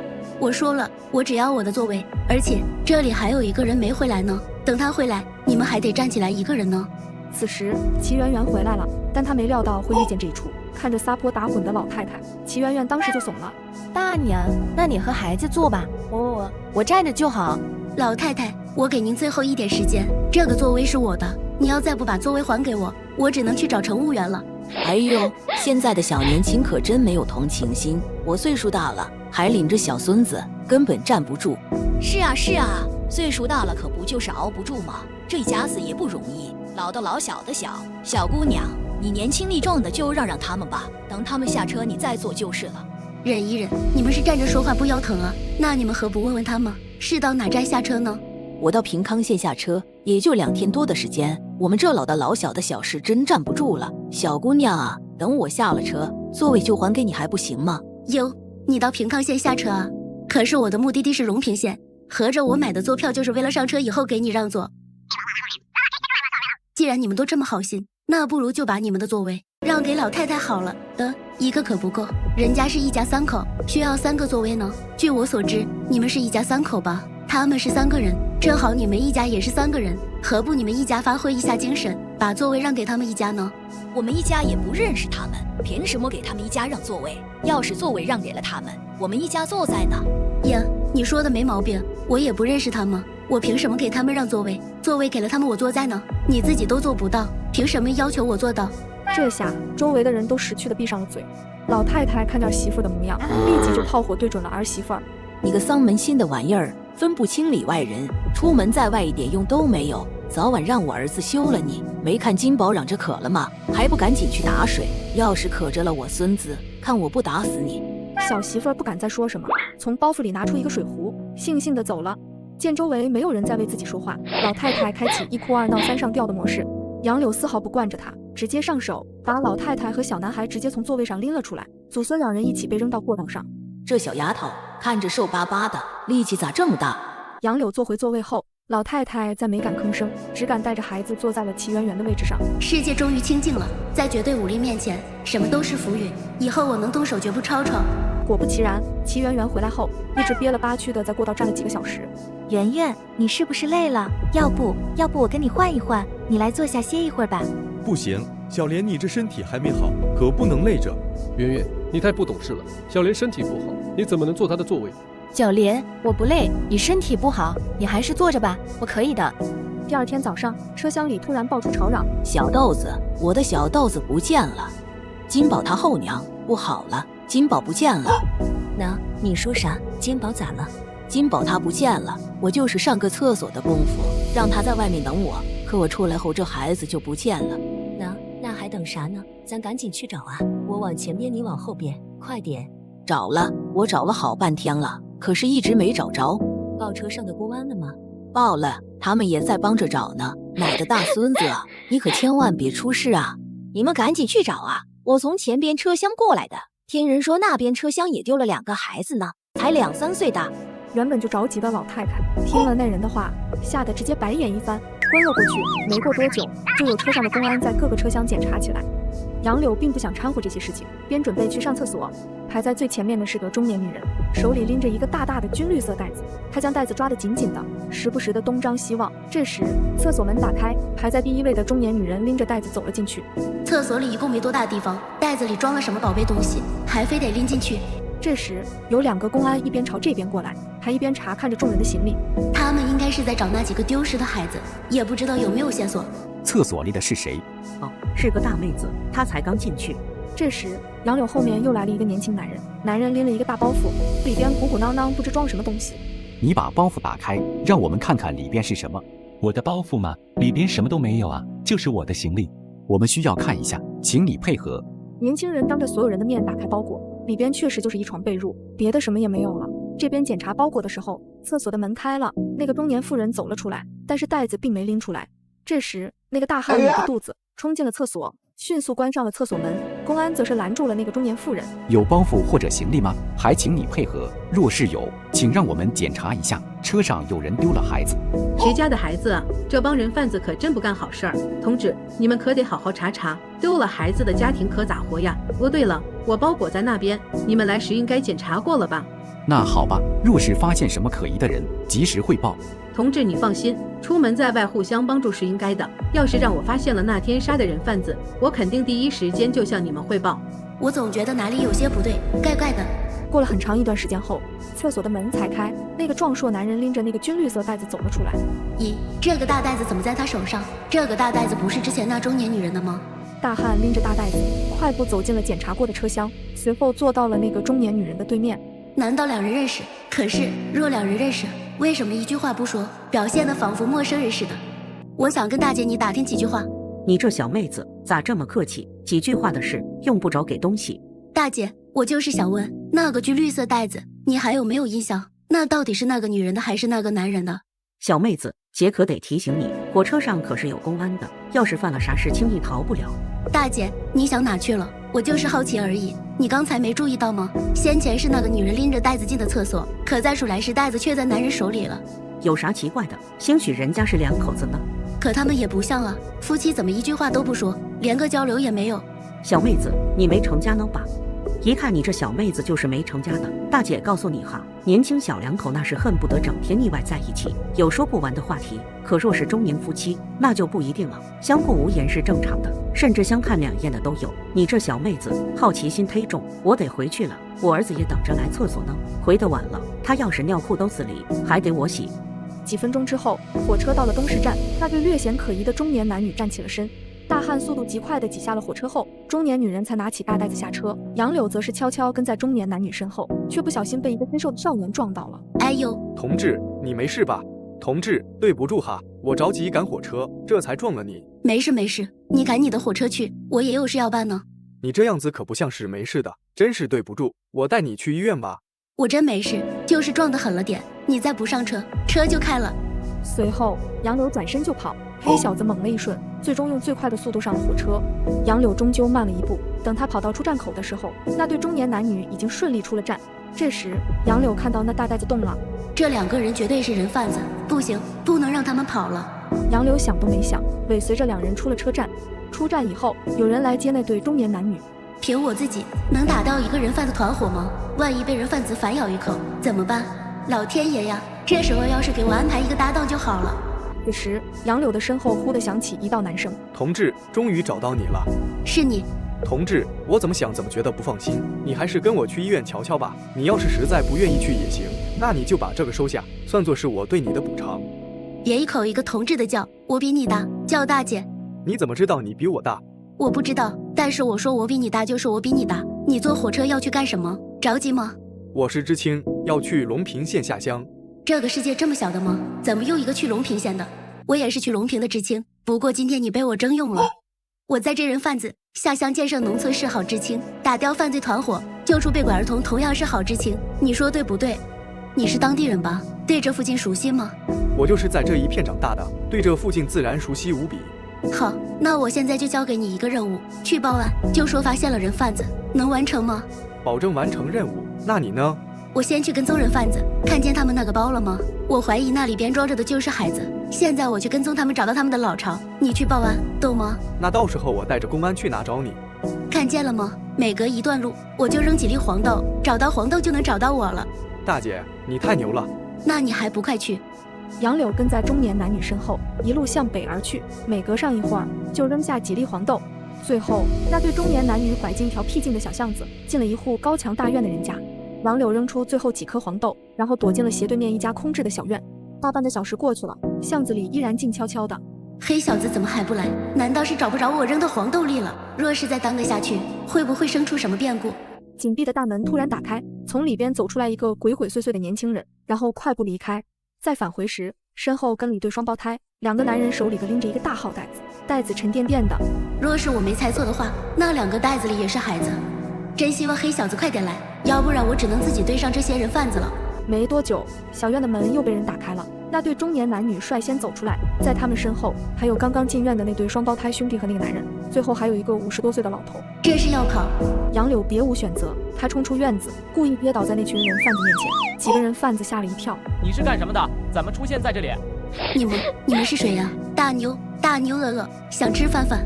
大哥，他不会是个傻子吧？哥们，你眼神真好，我就是在扮演一个傻子。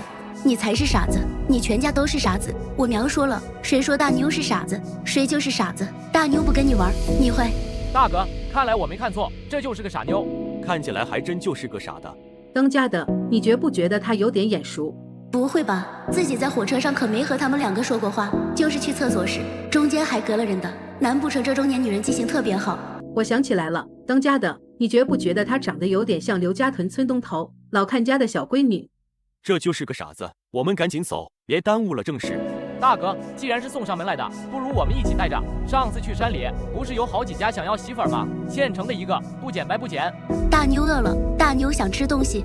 若是一个正常大姑娘，说不定能值个几百块，可这是个傻的，肯定没那么值钱，但50、80的应该不在话下，钱都主动送上门来了，不减白不减。那就带上他。猴子，你来搞定。只见精瘦年轻人从裤兜里掏出一块沾了料的帕子，笑嘻嘻朝杨柳走近。妹子饿了，哥这里有好吃的。海哥呢？遇见我，一会儿就让你变成倒霉哥。当猴子想要用帕子捂上杨柳口鼻时，杨柳直接窜到了那个中年女人身前。大妞饿了，大妞想吃饭饭，包包里是什么？是不是藏了好吃的？有肉包子吗？大妞想吃喷香的肉包子。在中年女人还没反应过来的时候，杨柳已经拉开了她手里的袋子，里边赫然露出一张稚嫩的小脸。你个傻子干什么？当家的，他看见了。看见了又能怎么样？不过就是个傻子，用不了多久他也会成为他们中的一员。猴子，还等什么呢？猴子再度向杨柳靠近，但是杨柳再一次灵活地躲了过去。赶紧动手，老五老六，你们也一起上。二人将手里的袋子放到中年男人旁边，撸胳膊挽袖子也加入了围追杨柳的行列。只是杨柳不停乱窜，让他们连边都摸不着。老大，这丫头有点邪门。大家一起上，速战速决！别忘了我们干的可是脑袋别在裤腰带上的活儿。若是被抓了，你们知道是什么下场？这次那两个双胞胎抓住了杨柳，但是还没等两兄弟反应过来，杨柳就把两兄弟脑袋撞到了一起。两兄弟像两个拖布娃娃一样瘫在地上一动不动。剩余的几人看到这一幕都呆愣在原地。完了，劲儿用大了，不会直接被我弄死了吧？老五老六，中年男人反应过来后，从兜里掏出一把匕首，随后慢慢靠近杨柳。当家的，小心点。好玩好玩，大妞喜欢，大妞还要玩。刚才还以为这小丫头是装的，现在看来是我想多了，这就是个有点邪门的傻子而已。或许老五老六只是没有防备，被傻子下了黑手。此时，中年男人手里匕首寒光一现，直直朝杨柳刺了过去。2条街以外，黑小子正带着身着制服的公安急匆匆地赶来。我找到了，豆粒在这里，向这个方向走，他就在前面不远，我们快一些。小子，你确定那些人是人贩子？没错，就是人贩子。另一边，杨柳早已解决了战斗，他满头大汗的在树下休息。突然，他想起了一个重要的事情：那几个孩子还被闷在袋子里呢。杨柳赶忙过去，打开几个口袋，果不其然，每个口袋里都装了一个孩子，小到2、3岁，大到6、7岁，一共5个，全都是小男孩。杨柳还看见了火车上老太太的大孙子，那个叫做金宝的男孩。正在这个时候，街道拐角处传来一声惊呼，杨柳向那里看去，只见黑小子带了几个身穿制服的人，飞奔着向他这个方向而来。嗨，在那里！杨柳坐在几个孩子身边，看见公安的那一刻，他哇的一声装哭了起来。公安叔叔，你们怎么才来？可吓死我了！没事了，没事了，别怕，你很勇敢，你救了5个孩子，这都是你一个人干的。是我，同志，你们不会把我也抓起来吧？我这是正当防卫，他们想要抓我，我才还手的。不是，小姑娘，你误会了，人贩子是坏人，你打他们是对的。依我看，这还打轻了呢，要是我，绝对废了他们的双腿。你小子忘了你自己的身份了，怎么什么话都敢说？随后2个公安一起查看那些孩子，而老公安则来到杨柳身边，目光一扫，最后落在杨柳刮伤的手上。小姑娘，你受伤了？没事，就是看着吓人而已，用不了3天就能好。你倒是看得开，能和我说说你是怎么发现他们是人贩子的吗？我听那黑小子说你们是下乡的知青。完了，火车。对呀，我们赶不上火车了。这2个孩子好像脑子不太好，怎么现在才想起来？不过2人抓住了人贩子团伙，救下来5个孩子的，适当的安抚还是应该的。你们放心，等事情调查完之后，我会派人送你们到下乡的地方。稍后我也会联系你们下乡地方的知青办，告知你们迟到的缘由，不会让你们有麻烦的。我要的就是这句话，要不然问我和黑小子2人该怎么解释擅自从知青专列上跑下来？最起码报到时间未能报到，就够我们喝1壶的。随后，杨柳将事情仔仔细细向老公安说了一遍，着重描述了自己为了追查拐卖团伙救出被拐儿童的英勇壮举。真是你一个人打倒的他们6个，不过就是个瘦巴巴的小姑娘，充其量也就13、14的样子，怎么可能放倒6个人贩子？你多大了？16了，就是看着小而已。我就是看着瘦，实则力气大着呢。虽然受了伤，但是不影响我发挥。您要是不信，我就让你瞧瞧。杨柳看到院子门口有一个石墩子，那个石墩子有几百斤。杨柳走过去，不费吹灰之力，直接就将那石墩子抱了起来。好了好了，你这小姑娘，快放下吧，可别砸了自己的脚。这小姑娘力气是真大，你练过吗？那没有，我就是胡乱使力，大力出奇迹吗？若这小姑娘不是个下乡知青，我都想把她收归己用。要是我们所里也有个这么大力气的，还怕什么歹徒？此时6个人贩子已经同时戴上了银手镯，排排站着，而那几个孩子还昏迷不醒。你们2个也跟我回去，等所有事情尘埃落定，我安排人送你们到下乡的地方。同志，我们俩这几天的伙食和住宿，你们包吗？还是头一次遇见这么直言不讳的人呢。包，当然包了，不但包吃住，就连你们过几天下乡的车票，我们都包了。回到局子的杨柳正惬意地休息着呢，突然敲门声急促响起。谁呀？是我。你怎么来了？我妈做的，让我特意送过来给你。给我？为什么？我妈说了，要不是因为你，或许几天前我就坐火车下乡了，哪里还能在家多待这几天？为了表示感谢，我妈特意做了她拿手的酱菜，确定不尝异常。父亲生病，常年卧床，母亲一个人工作养活一大家子人，下边还有3个弟弟妹妹。今年我要是不下乡，妹妹就要去了。我是大哥，当然该替妹妹去。多亏了杨柳，我才能多陪妈妈几天。这是我妈做的拿手酱菜，就是东北那边传过来的呢，可好吃了。就着这个酱菜，我能吃3大碗高粱米饭。既然你都说到这个份上了，那我就看在你如此诚心的份上，收下了吧。洗好后会还给你的。成，明天5公安就会安排人送咱们去隆平县了，你千万别睡过头，我们在火车站会合。放心吧，你大姐我办事绝对牢靠。其实我和你一样大，我今年也是16。那咋了？虽然咱们年龄一样，但我觉得我肯定比你大。你还没说你生日是什么时候呢？怎么就肯定比我大？我不要你觉得，我只要我觉得。先别走，等着。不过几秒，杨柳手里拎着个布袋子出现在了蒋小年面前。拿着。不，我不能要你的东西。谁说是给你的？这是我给你妈妈的，感谢她送我的酱菜。那也不用。你又不是你妈，你怎么知道她会拒绝？是哟，杨柳说的好像有点道理。忽悠一个黑小子，我还是手拿把掐的。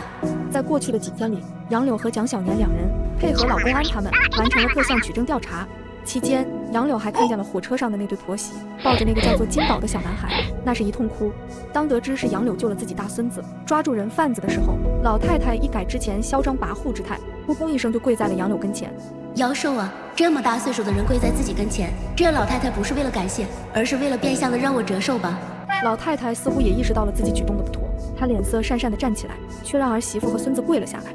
磕头，这就是咱家的恩人，没有恩人，咱家金宝怕是永远都回不来了。小姑娘，之前是老太太我做错了，你放心，你不是去隆平下乡吗？我们家就在隆平的下一站，要是有啥事就去找老太太我。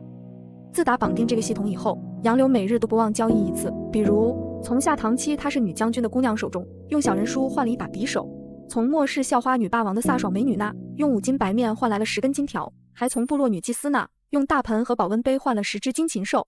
今天杨柳刚打开系统，突然有人主动向她发起了交易，这还是头一次有人主动向我发起交易请求呢。杨柳点了一下接受按钮，光屏上出现了一个身着华丽工装、长相极美的女子。欺凌小可怜，到底是哪个王八蛋起的名字？满满都是恶意。我是欺凌小可怜。太好了，我等你很久了，只是之前我在线的时候你不在线，一直错过了。看来菩萨还是眷顾我的，今天就接通了呢。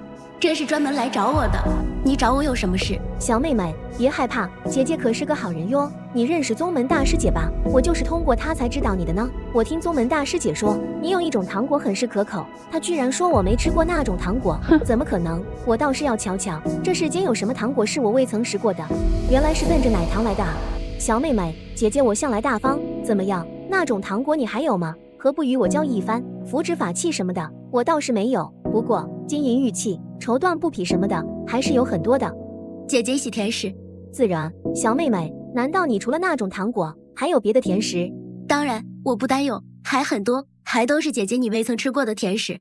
啊，你有多少我要多少。小妹妹，你跟姐姐说句实在话，你想交易什么？金元宝、银锭子，要不就是玉如意、红珊瑚、黑珍珠。我好像碰上了什么了不得的大户，听听这口气，还真是财大气粗啊！不瞒姐姐，我有4种不同口味的糖果，每一种都很独特，金银玉器什么的我就不要了，我只想要布匹，最好是棉布，白色的、黑色的、蓝色的、灰色的都行。确定不要绸缎？我还有极品耶洛莎呢。你想怎么换？可以，就按你说的，1颗糖果换1匹布。我只是想说，1斤糖果换1匹布，可现在好像也不是不可以。他与工装美人换了4种不同口味的糖果，除了工装美人点名要的奶糖以外，还有玉米糖、高粱饴和大虾酥。姐姐，我先把每种口味的糖果交易给你1颗，你先尝尝鲜，看看更喜欢哪个口味，然后我们再正式交易。这几颗糖果不算在我们的交易之中，全当是我送给姐姐的心意。好啊，小妹妹，没想到你倒是个会来事儿的，姐姐也不是小气的人，以后你就知道了。看来宗门大师姐那个冷脸的说的没错，味道确实不一般。小妹妹，以后你要是再有什么新奇的甜食都可以和我交易，还是那句话，姐姐不会亏待你的。这一个晚上，杨柳用135颗糖果换到了140匹布。我这真是发达了啊！去公社的这天，杨柳早早起来洗漱，只背着一个挎包就出了门。在售票大厅门口，杨柳见到了早已等在那里的蒋小年和那2个会一路护送他们到龙平县和平公社的公安人员。小同志，这次能抓到这伙跨省作案的人口贩卖团伙，你功不可没，政府和人民会记得你的付出和功劳。公安大伯，你别拿话换我，你就和我直说吧，有没有啥奖励，实质性的那种？这小同志咋不按常理出牌呢？奖励肯定是会有的，不过得等这个案子彻底结案以后，才能按公刑上。你一个见义勇为的警级肯定是跑不了的。哦，对了，还有证书也会下发，这些都会记在你的档案里，对于你将来回城或是上工农兵大学都有帮助。那这个呢？你这小同志思想有问题呀！公安大伯，你此话差矣，我要是思想有问题，还能不顾自身安危跑下火车追人贩子救孩子？我要是思想有问题，还能面对6个人贩子临危不乱与他们殊死搏斗？我要是思想有问题，对，我说不过你，你和黑小子都有奖励啊，跑不了。不过会晚上一段时间，你们回去等通知就行，赶紧走吧，再不走赶不上火车的啊。又能白嫖一顿，包裹里有吃有喝，在火车上不用委屈自己。我是不是对老公安有点过分了呢？这一次，杨柳搭乘火车十分舒心，吃了色色的吃。2天2夜之后，一行4人终于下了火车。这就是龙平县，这才哪到呢？我们还要再坐小客车到和平公社呢。还要坐车？我们还要坐客车到和平公社。剩下的路若是幸运，你们还能有个牛车坐；若是不幸，你们只能靠11路了。11路？那是什么车？你小子没听过11路海车？那是你的2条腿。事实也如2个公安所说，小客车上车里人多拥挤，什么气味都有。蒋小年坐角落里，好几次差点吐出来。到了和平公社知青办的人接待了他们。2位知青同志，你们的情况我们已经知道了，也和你们下乡的大队沟通过了。等你们过去之后，大队长自会安排你们的。你们下乡的地方都是在岭山大队，一会儿我会派车把你们送到岭山大队那边，还有你们的行李也一直存在我们这，一并都带过去。太麻烦你们了，我们自己过去就行的。就是不用送我们的，不过就是10几里路，我和杨柳2人走过去就行。还有那些包裹，直接往肩上一扛，天黑之前保准就能到岭山大队。不怕谁一样的对手，就怕猪一样的队友。我就是客气一下。这2个知青可是我们公社的先进人物，打击贩卖人口团伙的英雄，不能让他们自己去。小王主任开着破破烂烂的吉普车，带着杨柳和蒋小年离开。2名公安完成任务后，便搭乘来时的小客车回了龙平县城。这个车子不会抛锚吧？就这辆破车，还是我们和平公社唯一的一辆车呢。这也就是送你们2位见义勇为的英雄，换做旁人，公社才舍不得呢，宝贝的很。夕阳西下，一驶破旧的吉普车缓缓驶入位于大岭山脚下的岭山大队，大队长则是早早等在那里迎接了。小王主任，什么风把您吹过来了？上次不是说有2个知青会晚到几天吗？这不，他们来了。就是他们俩？对，就是他们俩。大队长，人我可给你带过来了，怎么安排接下来就是你的事了。我公社里还有事，就先回去了。此时的杨柳和蒋小年周围围了不少村民，大家看着杨柳和蒋小年的目光里满是打量。大队长，咱们村里不是刚来了一批知青吗？怎么又送来2个？都回家去吧，明日还要上工呢。人群散去，只余杨柳和蒋小年两人，你看着我，我看着你。你是小杨知青？对，是我。王向仁，你认识吧？自然认识，那是我王伯伯。他是我儿子曾经的上级，他托我多照顾着你些。放心，我们岭山大队民风淳朴，没有什么乱糟糟的事。若你真遇到了什么麻烦，尽管去家里找我，别客气。王伯伯的关系居然这么硬，他曾经说过会托人照顾我，居然是我下乡这个村子的，还是大队长。走吧，我送你们到知青点去。你们包裹那么多，我喊2个人过来帮你们拿。叔，不用帮忙，我自己就行。在大队长诧异的目光之下，杨柳将行李包裹都扛上了自己的肩膀，就连黑小子蒋小年也有样学样，将自己的2个包扛了起来。以前来的知青，一个个的都跟个病西施似的，从公社到村里，什么都不拿，只跟在牛车旁边走路都要哭唧唧。今天这2个，真是让我大开眼界，以后肯定会成为好庄稼把式的。3人向着村北的方向走去，不久后便到了一个大院子门口。这里以前是村里一户姓沈的大地主家长工住的地方，后来打土豪分田的，大地主家被打倒，那里也就空了下来。前几年知青陆续下乡，村里实在没地方安置知青，就把这当作知青点安置知青了。此时已经是晚饭时分，院里已经冒起了炊烟，但是空气中逐渐弥漫出一股糊味。大队长赶忙带着杨柳和蒋小年进了院子。谁炒的菜？这不是浪费粮食呢吗？我去，这不是火车上的那群人吗？好知青呢，出来一下。大队长，您怎么过来了？这是晚到的那2位知青同志吗？对，就是他们俩，杨柳知青和蒋小年知青。你安排一下，明天让他们休息1天，后天正式上工。好嘞，大队长您放心，人交给我吧。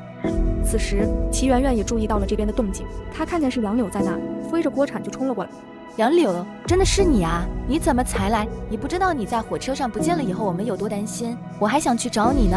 只是后来秦川说，大家不过是萍水相逢，没必要管别人的闲事。现在看来，我们可不止萍水相逢的缘分呢，往后咱们都得同吃同住了。你们认识？我们也是在火车上认识的，谁知道这么巧，我们不但来自同一个城市，又到同一个地方下乡。那是真挺巧的。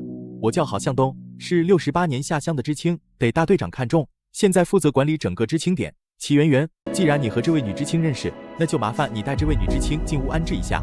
这位男同志，你和我走，我带你去男知青那边。齐媛媛过来就要帮杨柳拿行李，杨柳侧身避过。不用，我自己能行，只是你确定要先带我去屋里放覆盖？杨柳指了指不远处的灶台，齐媛媛恍然大悟，惊呼了一声，飞快挥着菜铲跑那儿了。毫无意外的，原本就有些焦糊的炒白菜，此刻彻底没眼看了。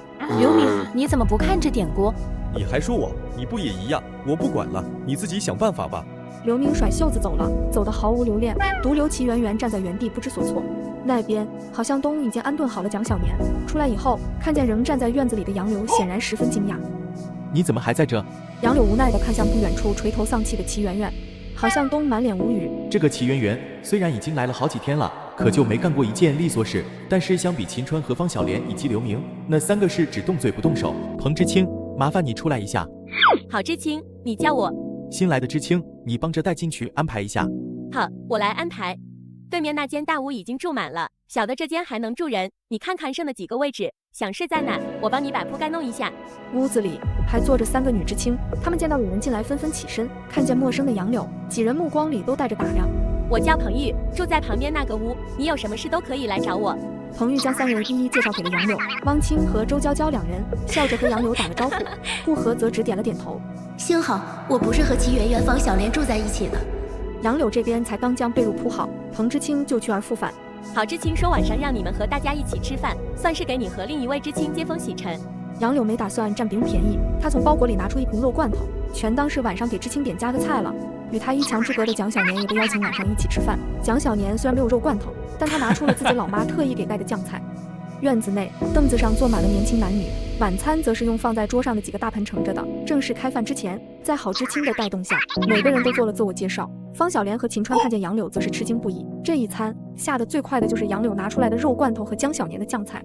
饭后，方小莲看杨柳有肉罐头，起了些小心思，她找个理由来和杨柳搭话。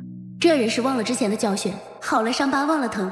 杨柳知青，没想到兜兜转转，我们的缘分居然这么深。之前在火车上，你突然不见了，我们还担心来着。只是你也知道，我身体不好，不能亲自去找你。如今看你平安归来，我真高兴。此时，汪清和周娇娇两个人凑了过来，他俩从小就认识，是住在一个大院里的。周娇娇的父亲是汪清父亲的顶头上司，于是乎，从小到大，汪清都是周娇娇的小跟班。方知青，你们认识啊？算是认识吧，我们都是从海市来的，之前还坐过一趟车下乡呢。咦，那不对呀，你们要是坐一趟车来的，杨柳知青怎么比你们晚了这么多天到？方小莲故作犹豫的样子，小心翼翼瞟了一眼杨柳，又瞟了一眼周娇娇。怎么了？是发生了什么我们不知道的事情？大家都是知青，以后每日都得见面相处，没什么不能说的吧？是啊是啊，难道是有什么你说不得的，或者我们听不得的？不是，其实也没什么不能说的，我只是怕说了以后对杨柳知青产生一些不好的影响。毕竟我真的不想来了就引人注目，可有些人却总喜欢没事找事。既然找对，那他也不用客气了。我倒是不知道什么事会对我产生不好的影响。杨柳知青，过去的事就让它过去吧，我们不会说出去的，真的，你要想相信我们啊。小莲，你就是心太善良了，这又不是什么秘密，跟咱们一趟车的好多知青都知道，瞒也瞒不住的。他自己做出这么丢脸的事都不怕，你替他遮掩什么？这难道是有什么大秘密？院子里一时安静下来，众人的注意力全都放在了这边。刘明则是越说越来劲。我说的是事实，没什么不对，怕什么？领导人不是说过了吗？我们要做实事求是的人，要做实事求是的事。杨柳知青是和我们一趟车下乡的，可是他在火车上失踪了，所以才晚到了这么几天。这件事不止我们知道，和我们一起到隆平县下乡的那趟车上的所有知青都知道。小白莲的段位就是高，看看不过是几句话几个表情，就有傻子为他冲锋陷阵了。但是我专治各种傻子，那你倒是说说，你都知道些什么？杨柳知青，我们知道那几天你肯定受了天大的委屈，可是天底下就没有过不去的坎儿。不管你经历了什么，我们大家都不会嫌弃你的。小莲，你就是太善良了，他都做出来这么不要脸的事了，你还想替他遮掩？够了，你们两个别一唱一和的，我到底做了什么天怒人怨的事，值得你们两个一个拼命指责，一个拼命遮掩？不知道的还以为我是杀人放火逼良为娼了呢。瞬间，方小莲眼圈就泛红了，好不可怜，男知青们看见都心疼的不得了。杨柳知青，既然你自己都不要脸了，那我们也没必要再替你遮掩。我们坐的那趟火车上出现了人贩子，而你也突然失踪，不用我再说下去了吧？瞬间，知青典里的人看着杨柳的眼神都不对了。杨柳不怒反笑，他这一笑把刘明笑毛了。你笑什么？没什么，原来在刘明知青这里，一个人消失不见好几日，就是被人贩子拐走了啊，就是不清白了啊。那万一要是做了什么好人好事呢？凭你，怎么可能？怎么不可能？既然刘明知青这么说，那我也有几个问题想要问问刘明知青了。第一，刘明知青怎么知道我是被人贩子拐了？你亲眼所见。第二，说我被人欺负没了清白的事，也是刘明知青亲眼所见。可是，你先别可是，听我说完。第三，刘明知青，你怎么就知道我不见了的这段日子不是真的去做好人好事？被人贩子拐了还能有好？难不成你有三头六臂，不但没吃亏，还把人贩子一网打尽？哼哼，算你小子蒙对了。刘明被杨柳的表情吓了一跳，他想到了之前杨柳手拎火车上占座老太太的事。刘明怕杨柳也像拎小鸡崽子一样把他拎起来，于是不自觉地后退了2步。原来刘明知青并未亲眼得见啊！刚刚那些话都是你自己小人之心度君子之腹私下的猜想啊！那么就请你不要说些似是而非的话。刘明知青，你觉悟有点低啊！既然你并未亲眼得见，不知道事情真相，就别瞎说。也请有些人不要引导舆论，没事找事。还有，看好你的狗。方小莲脸上红一阵白一阵，可谓精彩纷呈。刘明则是气得涨红了脸。小莲，我们走，没必要和他置气，就当咱们一腔好心为了狗。方小莲在这么多人面前丢了这么大的脸，当时就绷不住了，哭哭唧唧地跑出了知青院。刘明见状，紧随其后追了出去。秦川看向杨柳的眼神则是变得锐利起来。此时的蒋小年从茅房回来，就觉得院子里的氛围有些怪，就连大家看他的眼神，好像也比他去茅房之前别有深意了几分。见好向东坐在角落里，蒋小年直接走了过去。郝知青，大家这是怎么了？我脸上沾了什么东西吗？怎么大家看我的眼神有点奇怪？这我该咋解释？难道我要说人家看的虽然是你，但感兴趣的不是你？屋子里，杨柳看着自己的几个大包袱，有些发呆。我是不是应该弄2个箱子用用？东西乱七八糟放在包袱里，找东西的时候麻烦不说，这看着也不好看啊。现在大家住在一个屋里住着，进进出出人来人往，要是东西丢了都不知道是谁偷的。杨柳知青，外边有人找你。是谁呀？和你一起来的蒋小年知青。怎么是他？院子里，蒋小年在来回踱步，满脸着急。他看见杨柳出来时，着急的差点要哭了。你没事吧？我能有什么事？有事的是他吗？姐这2下子，你又不是没见过，无论是口舌上还是身手上，姐是那吃亏的人吗？好像是哦，我认识杨柳的时间虽然短，但我能看出来，杨柳还真就不是个会吃亏的人。不过，咱不是说好了，不提叫姐那事了吗？我一口一个大姐叫着你，你居然比我还小上几个月呢。逗你玩儿呢，我也没让你叫啊。你来的真好，我要去找大队长领粮食，你去不去？我怎么把这么重要的事情给忘了？去，我去，咱俩一起去。好，那你等等。杨柳又回屋了一趟，再出来时手里依然空空荡荡，但蒋小年注意到了杨柳的兜里明显有东西。你兜里的是什么？少打听，出去再说。蒋小年跟在杨柳身后出了知青点，等离知青点远了一些，蒋小年终于迫不及待问出口：你到底藏了什么东西？就说你小子得管我叫大姐吧，要没有我罩着你小子，你小子可真不行。咱们头一次上门，咋能空着手去？有一句话不知道你听没听过？什么话？伸手不打笑脸人。关键是大队长那，我拐着弯的还有点关系。头一次上门不拿点东西，实在说不过去。元神是真不争气啊！若元神能多记得一些事情，说不定我能更快的了解岭山大队，更快的和村里人打成一片。5年之后，我才能依靠高考离开这里。所以和岭山大队的人处好关系很有必要。现在第一步就是先搬出知青点。杨柳不知道大队长家住在哪里，用2块糖贿赂了村里一个小孩帮忙带路。大队长家的院子很大，房子很新。此时正有一个50来岁的大婶坐在院子里编着草绳。你好，这里是大队长家吗？这是大队长家。你们是今天来的那2个知青吗？立夏他爹，快出来，家里来人了。婶子，初来乍到的，也没什么好东西，这些您收下。这可不行，来就来呗，咋还拿东西？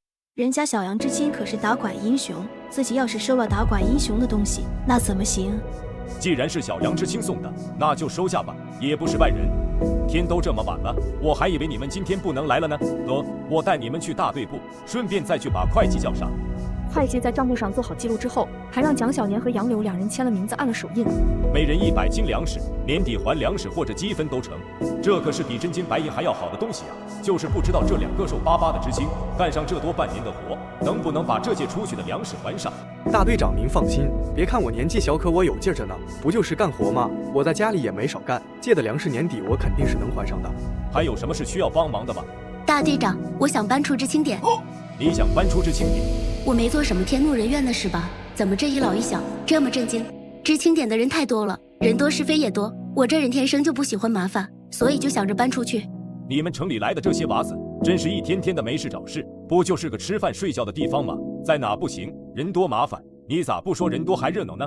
不过之前下乡的知青也不是没有搬出知青点在外边住的，村里好几户人家都招知青住宿。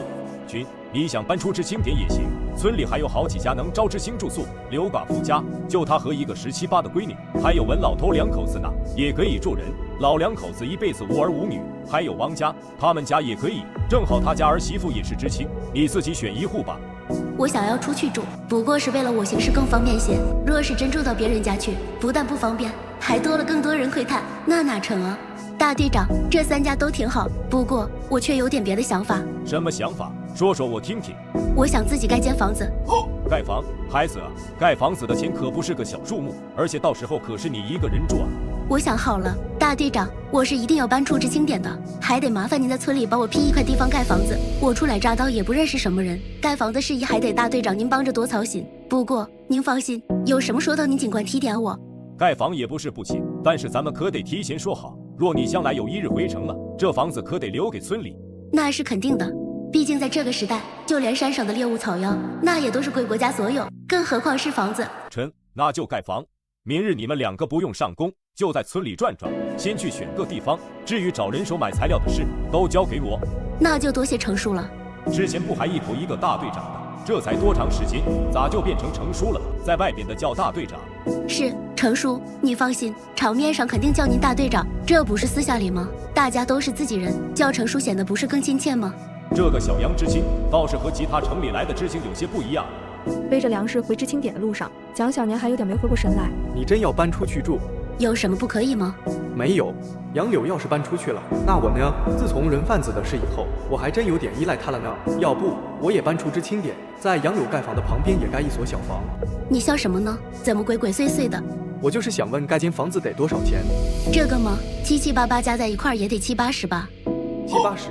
我身上所有的钱加在一起才30块，这还是我妈趁我不注意偷偷塞到我的行李里的。我还是老老实实的在知青点住着吧。夜深了，外面都是黑漆漆的，此刻知青们早就已经睡熟了。突然，刘明从炕上坐了起来。由于吃饭的时候他没少吃蒋小年拿出来的酱菜，太咸了，于是他睡前灌了好几杯凉水，结果现在被尿憋醒了。刘明只好克服恐惧，独自去茅房。他前脚出去，后脚就有一个黑影跟在他身后往后院去了。什么声音？是后院茅房传来的，大家带上家伙一起过去。男男女女一大帮知青一起来到后院茅房前，只见粪坑里刘明正在不停挣扎，好多人一个没忍住直接吐了。那个人是刘明，看你们帮我一把。好像东和秦川一起上手，用木棍把刘明从粪坑里提上来。刘明上来以后，哇的一声吐了出来。刘明，大半夜的，你怎么掉粪坑里去了？我不是自己掉进去的，是有人把我推进去的。刘明这话如同一滴水掉进油锅，瞬间就让众人议论纷纷。刘明知青，你确定？这可不是小事，这算得上是谋害知青、破坏团结了，开不得玩笑。当然确定，我才刚撒完尿，就有人从背后推了我一把。那你看见了是谁推的你吗？没看见，虽然我没看见，但是我肯定是有人把我推下去的。郝知青，你是知青点的负责人，我出了这么大的事，你可不能包庇凶手。你连谁推你的都没看见，我怎么给你做主？其实想知道是谁推的刘明也很简单。方知青是有什么好办法能找到那个人？既然是把刘明知青推进粪坑，那肯定就是和刘明知青有过节的人，所以我们往这个方向想，不就知道是谁干的了吗？小莲，你真聪明。方小莲朝刘明甜甜一笑，只是眼底一闪而过的嫌弃十分明显。我决定了，未来几天我一定要找各种借口远离刘明。你什么意思？小莲的意思是说，谁和我有过节，谁就是那个把我推下粪坑的人，是吧？小莲，是我说的这个意思吧？据我所知，刘明知青来知青点不过几天，并未与什么人有过节吧？怎么没有？杨柳知青不就和我有过节？我在屋里睡得好好的，被刘明一嗓子吼了起来，现在这是想干啥？平白无故给我扣上一口大黑锅，我可不背。刘明知青，你什么意思？你说是我把你推进粪坑的，真要是我做的，我可不是只把刘明推进粪坑这么简单。对，我说的就是你，在这知青点，只有你一个人与我有过节，我想不出谁还能有理由把我推进粪坑。你这是无能狂怒啊！不过刘明知青，你就不能先把自己处理一下？这味儿，我是真的不想和这样的你对话。每当你一开口，就让我不自觉想起粪坑里的事。郝知青，你听见了啊？当着大家的面，他都承认和我有过节了，肯定就是他干的。刘明知青，凡事都是要讲证据的。你之前不还说没看见推你那个人的长相吗？怎么现在又说是杨柳知青干的？就他和我有过节，不是他还有谁？我承认我和你有过节，但你掉进粪坑这事可和我没一点关系。兴许是老天也看不惯某些人无脑蠢，就想给他一个教训呢。别忘了你掉进粪坑的时候，我可还在屋里睡觉呢。我们屋里的几个知青都能给我作证。虽然这事不是我做的，但却是我想做的。真是感谢那个大好人，居然替我动了手。好像东询问似的看向周娇娇、汪清和顾和，周娇娇和汪清都如实的点了点头。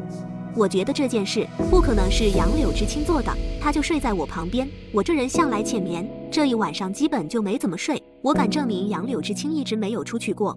怎么可能？那男知青那边呢？有谁出去过吗？不就你自己出去了吗？我们听见你的声音，才一窝蜂跑过来的。是啊，我们也是听见声音才过来的。其实这个事情是黑小子蒋小年干的，他尾随刘明从屋里一路到了茅房，趁刘明背对自己撒尿之际，一把就将刘明推进了粪坑里。随后蒋小年一直藏起来，等一大帮知青一窝蜂跑来的时候，他趁乱混在了知青队伍里。总算是能给杨柳报仇了。刘明这小子欺负谁不好，居然敢欺负我大姐。刘明知青，是不是天色太黑，你根本没看清啊？是你自己掉下去的吧？怎么可能？就是有人推我。事到如今，刘明百口莫辩，只能用那无能狂怒的眼神盯着杨柳。好了，夜深了，大家赶紧回去休息吧，明早还得上工呢。秦川抬脚想溜，却被郝向东喊住了。秦川知青，你还愣着干什么？赶紧搭把手去帮刘明洗洗。秦川想要拒绝，可当着这么多人的面，根本说不出来拒绝的话，只能硬着头皮去帮忙，以至于一连几天，秦川都在做噩梦。每每看见刘明，秦川好像都能闻到萦绕在自己身边的那股子屎尿味儿。你准备怎么吃饭？按照知青点的规矩，要是和大家伙在一起吃饭，粮食就要统一保管。若是不想和大家一起吃，也可以自己单独开灶。若是自己有炉具灶具，那当然好；若是自己没有炉具灶具，也可以用知青点的。彭知青，我跟大家一起搭伙，以后还得麻烦大家了。你放心，和大家一起搭伙的话，我也可以做些事情的，洗菜洗碗都行。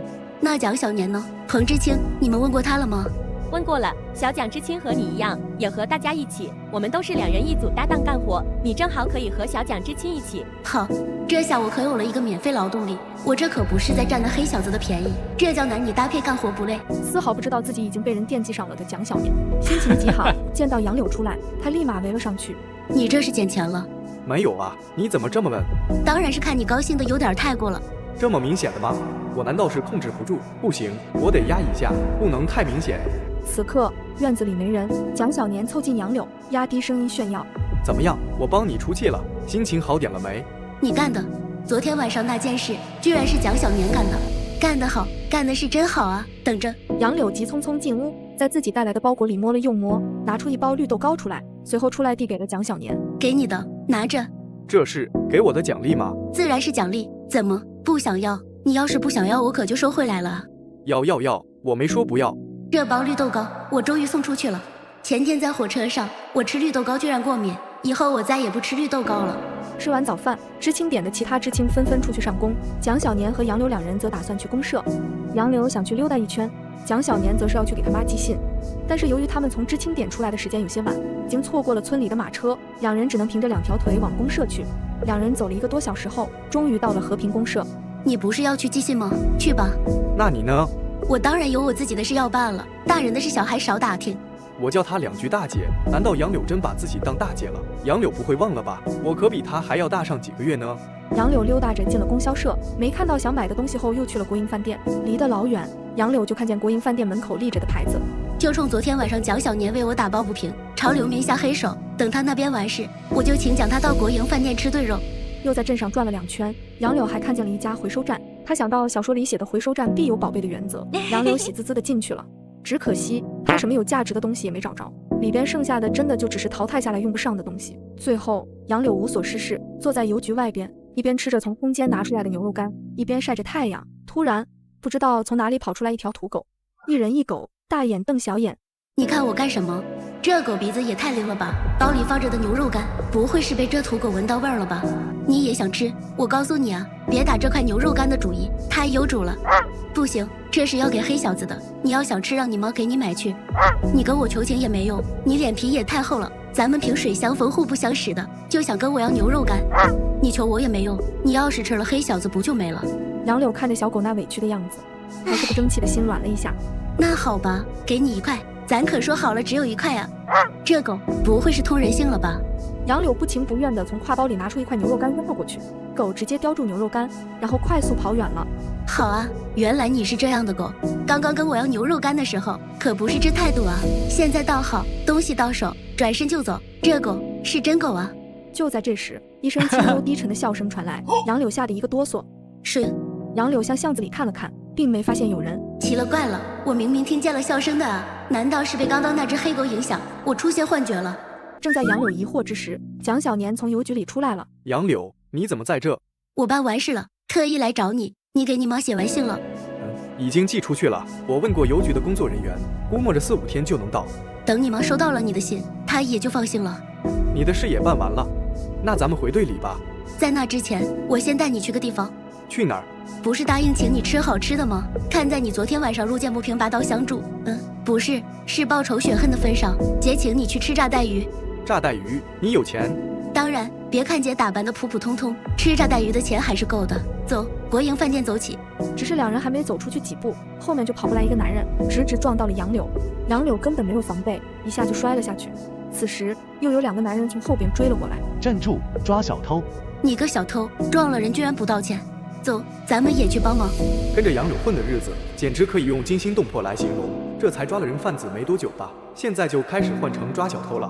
杨柳两人迅速追了上去，不一会儿，他们就追上了那2个抓小偷的人。前边那个是小偷，对，他还是个重要人物，我们已经布控了好多天，只要抓住了前边那个，拔出萝卜带出坑，整个盗窃团伙都跑不了。和平公社街道上小巷子特别多，前边跑着的小偷一晃身就进了一条小巷子，杨柳他们根本找不到小偷。怎么办？这里岔路口太多了，分开追。我们也去帮忙。那你们自己小心点，那个小偷手里有武器，而且他身上背着人命，关键时候保护好自己。巷子里，蒋小年一直跟在杨柳身边跑了半个小时，2个人都累得不轻，但是他们连个人影都没看见。杨柳，你觉不觉得和平公社这些房子有些奇怪？怎么绕来绕去这么半天，全是胡同，还绕不出去？这你就不知道了吧？我听人说，和平公社这些房子建的有讲究。有什么讲究？难不成还按迷宫建的？差不多，和平公社整个公社的建筑都是按照5行8卦方位建造的，所以小巷子才极多，而且四通八达，进来容易，可再从你进来的那个入口出去，可就难了。那我们抓小偷不是更难？不好说，万一我们点子正，说不定还会和小偷来个面对面呢。不会吧？而且那可不是我们点子正，是那小偷点子背。杨柳，我发现了，自从认识你，我这一成不变的生活，现在多姿多彩。这话怎么说？你看啊，短短5、6天时间，我跟着你不是在打拐子的路上，就是在抓小偷的路上，这还不叫多姿多彩？以后跟着大姐好好混，好处少不了你的。杨柳，我觉得你说这话的态度，怎么像是个大反派？哪有啊，我要是大反派，那也是一个如花似玉的大反派。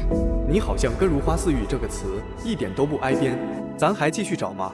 不找了。成，那我去巷子里头撒泡尿，然后咱就走。我又不是你吗？下回这事不用给我报备了。蒋小年笑嘻嘻地跑进了小巷子，杨柳就等在小巷口。突然，巷子里传来蒋小年的惊叫声，杨柳撒腿就向巷子里跑，他一进去就看见蒋小年正和小偷打在一起。蒋小年，换我来！杨柳冲上前去，一把制服了小偷。臭丫头，我告诉你，识相点儿，赶紧放开我！咱们井水不犯河水，要不然有你好看。哎呦，你还威胁上我了！你一个贼，是谁给你的勇气，这么大言不惭的？小偷灵机一动，准备将杨柳撞倒，但是他不但没将杨柳撞倒，自己反而撞得头晕眼花。哎呦，你这死丫头，力气也太大了！知道我力气大，你还跑？我告诉你，遇见我们是你运气不好。蒋小年，拿绳子把他给我捆了。好嘞。蒋小年跑到墙角的一堆破烂旁，从里面找到一个掉了底儿的桶。绳子没有，你看这个行不？蒋小年把这掉了底的木桶往小偷头上一扣，正好卡住小偷。你小子倒是个脑子转得快的。那当然，我妈从小就说我有才。那你妈就没说你平时怎么样吗？那倒没说。这小子以为他妈是在夸他，哎，自己还是不要戳破了，就让他这么以为，似乎也不错。你小子确实有几分才。他们2个人说话的时候，完全忽略了小偷。小偷不知从何处掏出一把匕首，瞬间挣脱了束缚，随后向杨柳刺去。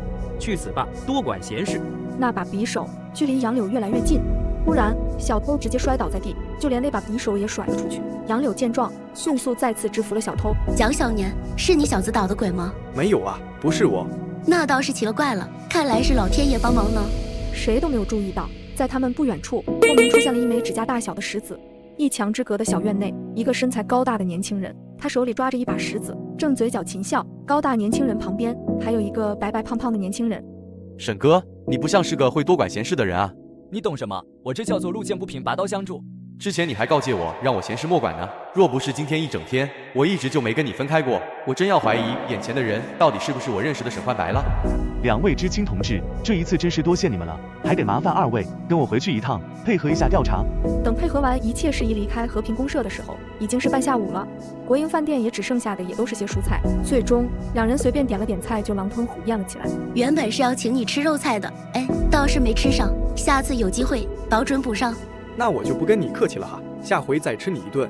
杨柳他们到知青点的时候，已经是傍晚了。杨柳连屋子都没进，直接就去了大队长家，去商量在哪里建房。真想好了，建在村南头。想好了，程叔，虽说南边离大雷山近，可我又不是远离村子，就挨着王家建房就成。真，那就建在那吧。人手我已经帮你找好了，但现在每日都上工，只能趁着早上上工前晚上下工后去干活，大概20来天，房子院子都能给你砌起来。还有啊，我答应了这些来干活的汉子，每天给他们1人5毛钱。你放心，村里的人都实诚，不会特意磨洋工。程叔，你选的人我自然是放心的。我先拿100块放在您这里，盖房子起院子，肯定有很多用钱的地方，多退少补，您别跟我客气。对了，程叔，咱村里有没有会打柜子的？我想买香笼柜子。你说李瘸子啊，他就会打柜子，等会儿让你婶子带你过去吧。太麻烦你们了，程叔，我自己就能找到地方。得知杨柳是来买香笼的，李瘸子媳妇儿十分高兴，主动引着杨柳去了李瘸子平日做活的屋子。屋子里摆了香笼、柜子、盆子等很多东西。杨柳相中了2个原木色的大箱子，又要了2个木盆，一共花去了11块。小杨知青是吧？你还有什么需要的？以后可以提前说，我家那口子能按照你的要求的，只要你能说出个大概，我家那口子就能让你满意。最后，杨柳把新家要用的东西都指名道姓地预定了一份。小杨知青呢？你确定要这么多？确定、肯定以及一定。婶子，我知道你们这行当的规矩，总不会让李叔白干的。杨柳回来的时候，天都已经擦黑了，屋子里赫然多了一张生面孔。看见杨柳进来，年轻女人的眼神有一瞬间的错愕，随即又恢复清明。那个女人是认识我吗？哟，舍得回来了。杨柳没搭理周娇娇，她径直走到炕尾自己床铺的位置，然后准备睡觉。你这人怎么不识好歹？娇娇和你说话呢？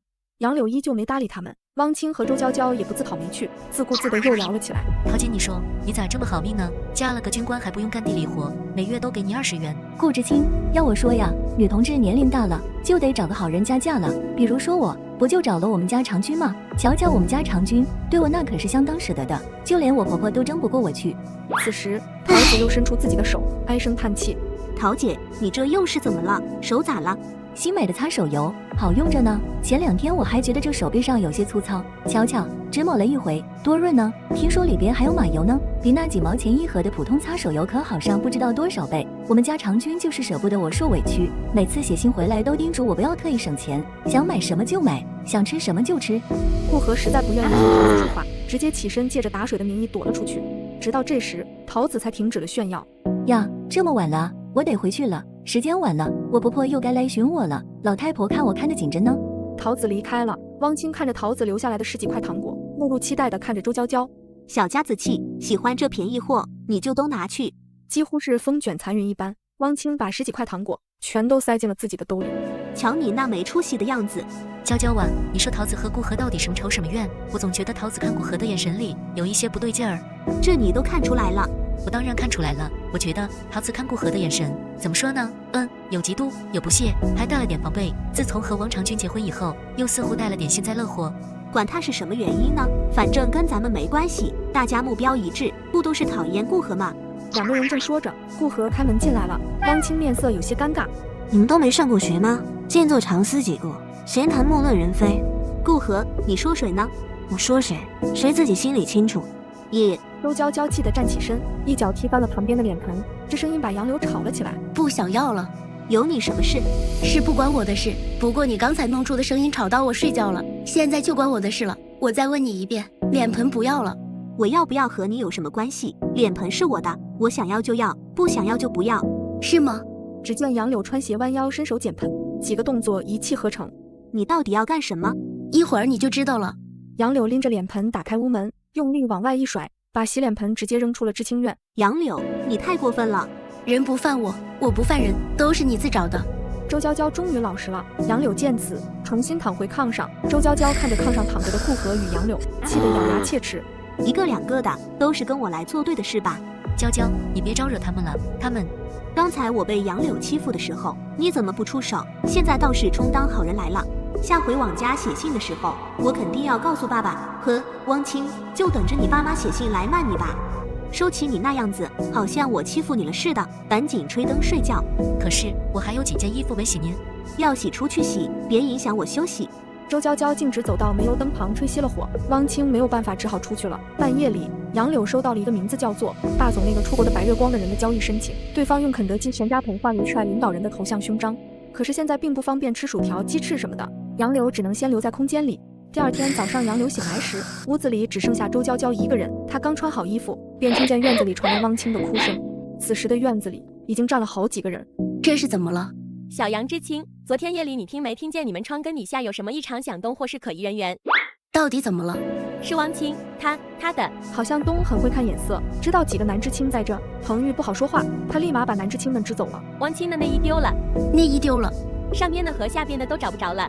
我昨天晚上洗完衣服的时候，就将衣服晾在我们女知青这间房的窗根底下了。早上我本想趁着男知青还没起来的时候，把衣服收回来，出来一看，绳子上只剩下了我的灰色外套和军绿色长裤，而我的内衣裤则都不翼而飞。你放心，肯定能找回来的，兴许就是夜里起了风吹走了而已，寻回来就好了，洗干净了一样能用。可是，彭知青，其实咱们知青点已经不止我一个人丢了内衣裤了。什么？还有谁丢了？之前娇娇也丢过一次，还有林招娣，她是最先丢了的。那你们怎么不早点说？这让我们怎么说呢？大家找遍了知青点院里院外，没有一点线索。最后还是周娇娇嫌弃汪清哭唧唧的闹心，说下次自己买新内衣的时候也给汪清买一套，汪清才收了眼泪。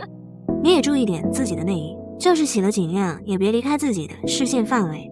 这是什么意思？难不成知青点还有内衣大盗？莫名的，杨柳有点兴奋呢。他眼珠一转，忽然就有了一个好主意。正好他一出门就看见了彭玉，杨柳干脆将彭玉拉到屋里，两人嘀嘀咕咕了一番。最后彭玉用不可思议的眼神看着杨柳，你确定？当然，若是我们现在去查，肯定查不出是谁，毕竟他偷了东西，肯定会妥善处理，不会让人抓到把柄的。但按照我说的，若他再犯，那他肯定逃不出我的五指山，只是时间长短的问题。好吧，那我就信你一次。由于是第一天上工，杨柳全副武装才从知青点出来。杨柳和彭玉一起去地里上工，偶尔遇见村里人，村里人那打量的眼神让杨柳很是不解。他们为啥老看我？知青点的这些知青们实在太拿不出手了。我干的最好的知青一天也才只能拿到8个工分，其他人平平常常也就6、7个工分。周娇娇、汪清他们2个每天最多4个工分，秦川和刘明每人能对付4、5个工分，齐圆圆也能拿到4个工分。但是方小莲第一天来的时候只得了2个工分。原来是这样。杨柳来到地里的时候，部分人已经在地里了。大队长拎着烟袋锅子站在地头，开始指点江山。看见打扮怪异的杨柳，大队长满脸疑惑。小杨知青，您咋？算了，不一样就不一样吧，谁让这娃子是我罩着的呢？村子里的婶子大娘们看见了杨柳的怪异打扮，大家私下蛐蛐了好几句。玉国家的大队长，啥事儿？小杨知青认得吧？认得，就是坐小汽车来的那个。那天我看见了他。就你好心儿。那当然，大队长你还不知道我吗？咱村里啥大事小情，还能有我不知道的？说你胖你还拽，你当这是啥好话呢？老娘们家的，好好过日子呗。就你东家长西家短，整日扯老婆舌，还有老胡婆子，你俩一样的。大队长，你咋这说？你忘了上回隔壁小庄村趁黑来咱们队里投柴禾，要不是我和胡婆子之前听到了风声给你报喜，怕是去年冬天咱们村的柴禾都不够烧吧？得，我不跟你犟，人我是交给你了，一定给我带好。这大队长的要求也太高了吧？就我们村这些知青，除了好知青和彭知青以外，哪个是干活的料？这是村里程玉国家的，你叫他一声花婶就行。花婶。好了，你们干活去吧。花婶带着杨柳回到了他所分配的那片地里，开始向杨柳介绍了起来。小杨知青，你就像我这样，一次拿2根笼，你站在垄沟，一路向前，左右都能照顾得到，一会儿就到头了。看着听话的杨柳，花婆子心里颇得意。城里来的姑娘又咋了？还不得像我们一样，面朝黄土背朝天的干活，而且活儿还没有我干得好呢。莫名的，花婆子就自我洗脑了，就连干起活来的速度都比刚才快了不少。只不过拔着，花婶就觉出了不对劲儿。花婆子抬头向旁边杨柳的位置看去，并没有看到杨柳。咦，小杨知青人呢？妈耶，不会还在地头磨叽呢吧？花婆子不耐地回头向刚才杨柳的位置看去，就见杨柳真的还在原地一动不动呢。小杨知青，你倒是拔草啊，干啥呢？我就是观察一下地形。观察啥地形？这小杨知青真会没事找事。这地形有啥好观察的？闷头就干呗。花婶，我就是在想我该怎么闷头干呢？干活就干活呗，咋还分怎么干？我刚才不都告诉他了吗？那你可快着点，你要是做不完，我可不能帮你啊。要是他能给我点什么好处的话，我倒是可以考虑。那一会儿小杨知青要是开口找我帮忙的话，我该朝小杨知青要点什么呢？可是几小时过去了，杨柳还是没来找花婆子，他感觉不对劲，再次回头看去，又没有看见杨柳。正当花婆子想去给大队长告状时，却一眼瞟见了不知道什么时候已经跑到他前面去的杨柳。小杨知青，你怎么了？花婶，你咋那么快？后边的都拔完了啊！在花婆子的震惊目光之中，杨柳又开始了急速除草模式，几乎只用了花婆子一半的时间，杨柳就已经干完了自己一天的活计。小杨知青这里所讲，还真不像个城里来的小姑娘，甚至比我这个干了半辈子地里活计的乡下人都要利索。城里人坐小汽车来的，还能干活。想到这些，花婶子心里冒出来了个主意。就在花婶子愣神时，杨柳已经把剩下的活都干完了。大队长，大队长才刚换好烟丝，就差点被身后突然出现的声音吓掉魂。你这孩子，不知道人吓人会吓死人的，咋不去地里干活？我就来问问大队长，我要是现在干满了10个公分，是不是就能提前下工了啊？大队长，您给我个准话，到底能不能啊？你若真能提前干完10个公分，自然可以早些回去。太好了，这孩子不会一上午就累傻了吧？大队长，我现在就干完了10个公分的活儿，那我就回去了哈。你说啥？都干完了？你这小丫头，可别拿话唬我。10个公分。大队长，您还不相信？我力气大着呢。走，带我去你地里瞅瞅。看见收拾的干净麦地，毫无一点杂草，大队长沉默了。傣族里终于出了一棵好笋，知青里终于有了一个会干活的了。你下工吧。太好了，那我就回去了哈。大队长再见。杨柳美滋滋的回去了。在路上时，他碰到了蒋小年。咋了？干不动？等我这边完事，我就去帮你干哈。你瞧不起谁呢？干不动，姐是干完了，10个公分呢。杨柳这一句话激起千层浪，附近几个干活的村民都用不可思议的目光看着他。杨柳没再搭理其他人，和蒋小年告别之后，就离开了地里。路上，杨柳边走边采了一些野花，等他反应过来时，发现自己走错路了。知青点是往村北头的方向去的，可现在我怎么到了村西头了？不远处，一棵粗壮的大柳树长在那里。杨柳走过去，靠着大树坐了下来。此时有几个小男孩冒了出来。哟，你是谁呀？我们一直坐在那，这棵树长得粗壮，你没看见我们也是可能的。你还没跟我说你是谁呢？我呀，我是杨柳，知青点的知青，你们可以叫我。我知道，小杨姐姐。你认识我？你去过我家？你是刘木匠家的。你们在打猪草？这是我们今天最后一筐了。那也就是说，一会儿你们就没什么事了。那平时这个时间你们都做什么？我们有时候去那边水沟里捉泥鳅，有时候去山里采蘑菇，有时候还会去地头草丛里捉蚂蚱。哟，你们的生活还挺多姿多彩的。那当然，这才哪到哪，小东河里还有鱼呢，就是我妈不让我们去。可不是，小东河里不但有泥鳅，还有鱼呢。之前狗蛋他三叔还在里边抓了一条3斤多的大鱼呢。那你们今天下午打算去呢？前2天刚下过雨，我们打算去前边林子里捡蘑菇呢。小杨姐姐，你要和我们一起去吗？不行不行，小杨姐姐不是知青吗？知青都得下地干活，她要是和咱们去捡蘑菇，不就挣不到工分了？我奶说，知青要是挣不到工分，就没有粮食，没有粮食不就饿死了吗？我奶还说了，千万不能借给知青粮食，借出去容易，还就难了。他们不干活挣不到工分，肯定还不上粮食的。小杨姐姐，我说的对吗？原来知青在村里的印象是这样的。你奶还说什么了？关于知青点的消息，你们还知道啥？都给小杨姐姐说说，姐姐也不让你们白辛苦。这是小杨姐姐给你们的辛苦费，来，一人先来1颗。不过咱们可得先说好，这是你们和小杨姐姐的秘密，回家以后不能和家里大人说。小杨姐姐，我们真的可以吃吗？当然，这些可不能随随便便给你们了。按照咱们之前说的，你们告诉我消息，我才给你们。每说一件事，就可以奖励1块糖，怎么样？我奶还说，知青点的彭知青屁股大，以后肯定能生男娃。知青点的周知青干活不行，找儿媳妇可千万不能找那样的，要不然娶进家门不是儿媳妇伺候老婆婆，而是老婆婆伺候儿媳妇了。我知道，知青点的头知青嫁给了王寡妇家当兵的那个儿子。这算什么消息？村里人都知道。小杨姐姐，你听我说，知青点的林知青喜欢占小便宜，我看见好几次他和喜鹊他哥哥要东西呢。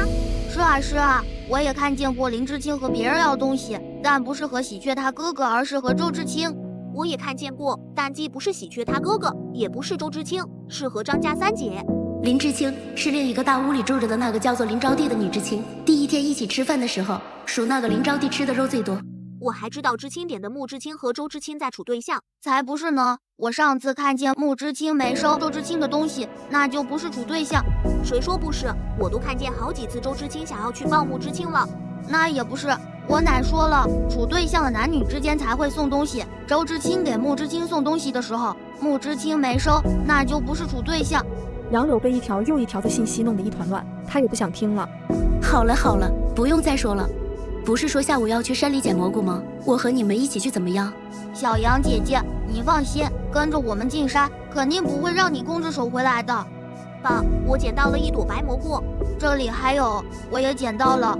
陆陆续续，在这一片，大家都捡到了蘑菇。后面，杨柳还捡到了一大把黑木耳，挖到了一大把婆婆丁。咱们这山里就没个野物。小杨姐姐，你想说什么？野鸡啊，野兔啊，野猪啊什么的。那可没有，这里离村子近，你说的那些东西得往深山里去才能遇得见呢。看来只能等以后自己单独进去碰碰运气了。此时的地里，方小莲装晕倒在地，秦川、刘明、齐圆圆等人都目露担忧地看着方小莲。小莲，你怎么样？还好吧？你还愣着干什么？赶紧去帮小莲啊！哦，齐圆圆应了2声，手忙脚乱地去扶着方小莲。方知青，现在感觉好些了吗？我没什么，可能就是刚刚有些晒着了，休息一会儿就好。行，那你就先休息一会儿，我们先回去干活了。要有什么事喊我们就行。齐圆圆也想走，秦川和刘明却同时发难。你没见小莲都这样了吗？你干什么去？你留下来陪着小莲。可是我那活儿还没干完呢，一会儿再干也来得及。可是一会儿就要回去做饭吃饭啦。齐圆圆，我发现自从下乡以后，你就变得自私了。不就是吃饭吗？吃饭有小莲重要，你大不了就是少吃一顿饭。可小莲呢？你忍心看见她自己在这没人照顾？你们不是最好的朋友吗？朋友有事，你自然得帮忙。杨柳知青怎么不在地里？你不知道？什么？杨柳知青已经走了好半天了。他怎么可以不参加劳动？你说他会不会是贿赂了大队长？他们来的那天晚上，我就看见他鬼鬼祟祟的，不知拿了什么东西出去呢。小莲，你别乱说，杨柳知青不是那样的人，大队长也不是那样的人。你知道什么？知人知面不知心。他要是没贿赂大队长，大队长怎么可能让他先回去？不行，这事我必须得和大家说一说。同是下乡来的知青，怎么还能分3、6、9等区别对待？小莲，没证据的事，咱们别乱说。证据不得去发现吗？等找到了不就有了？一会儿中午下工的时候，你让秦川哥和刘明他们先过来一趟，咱们先好好商量一下。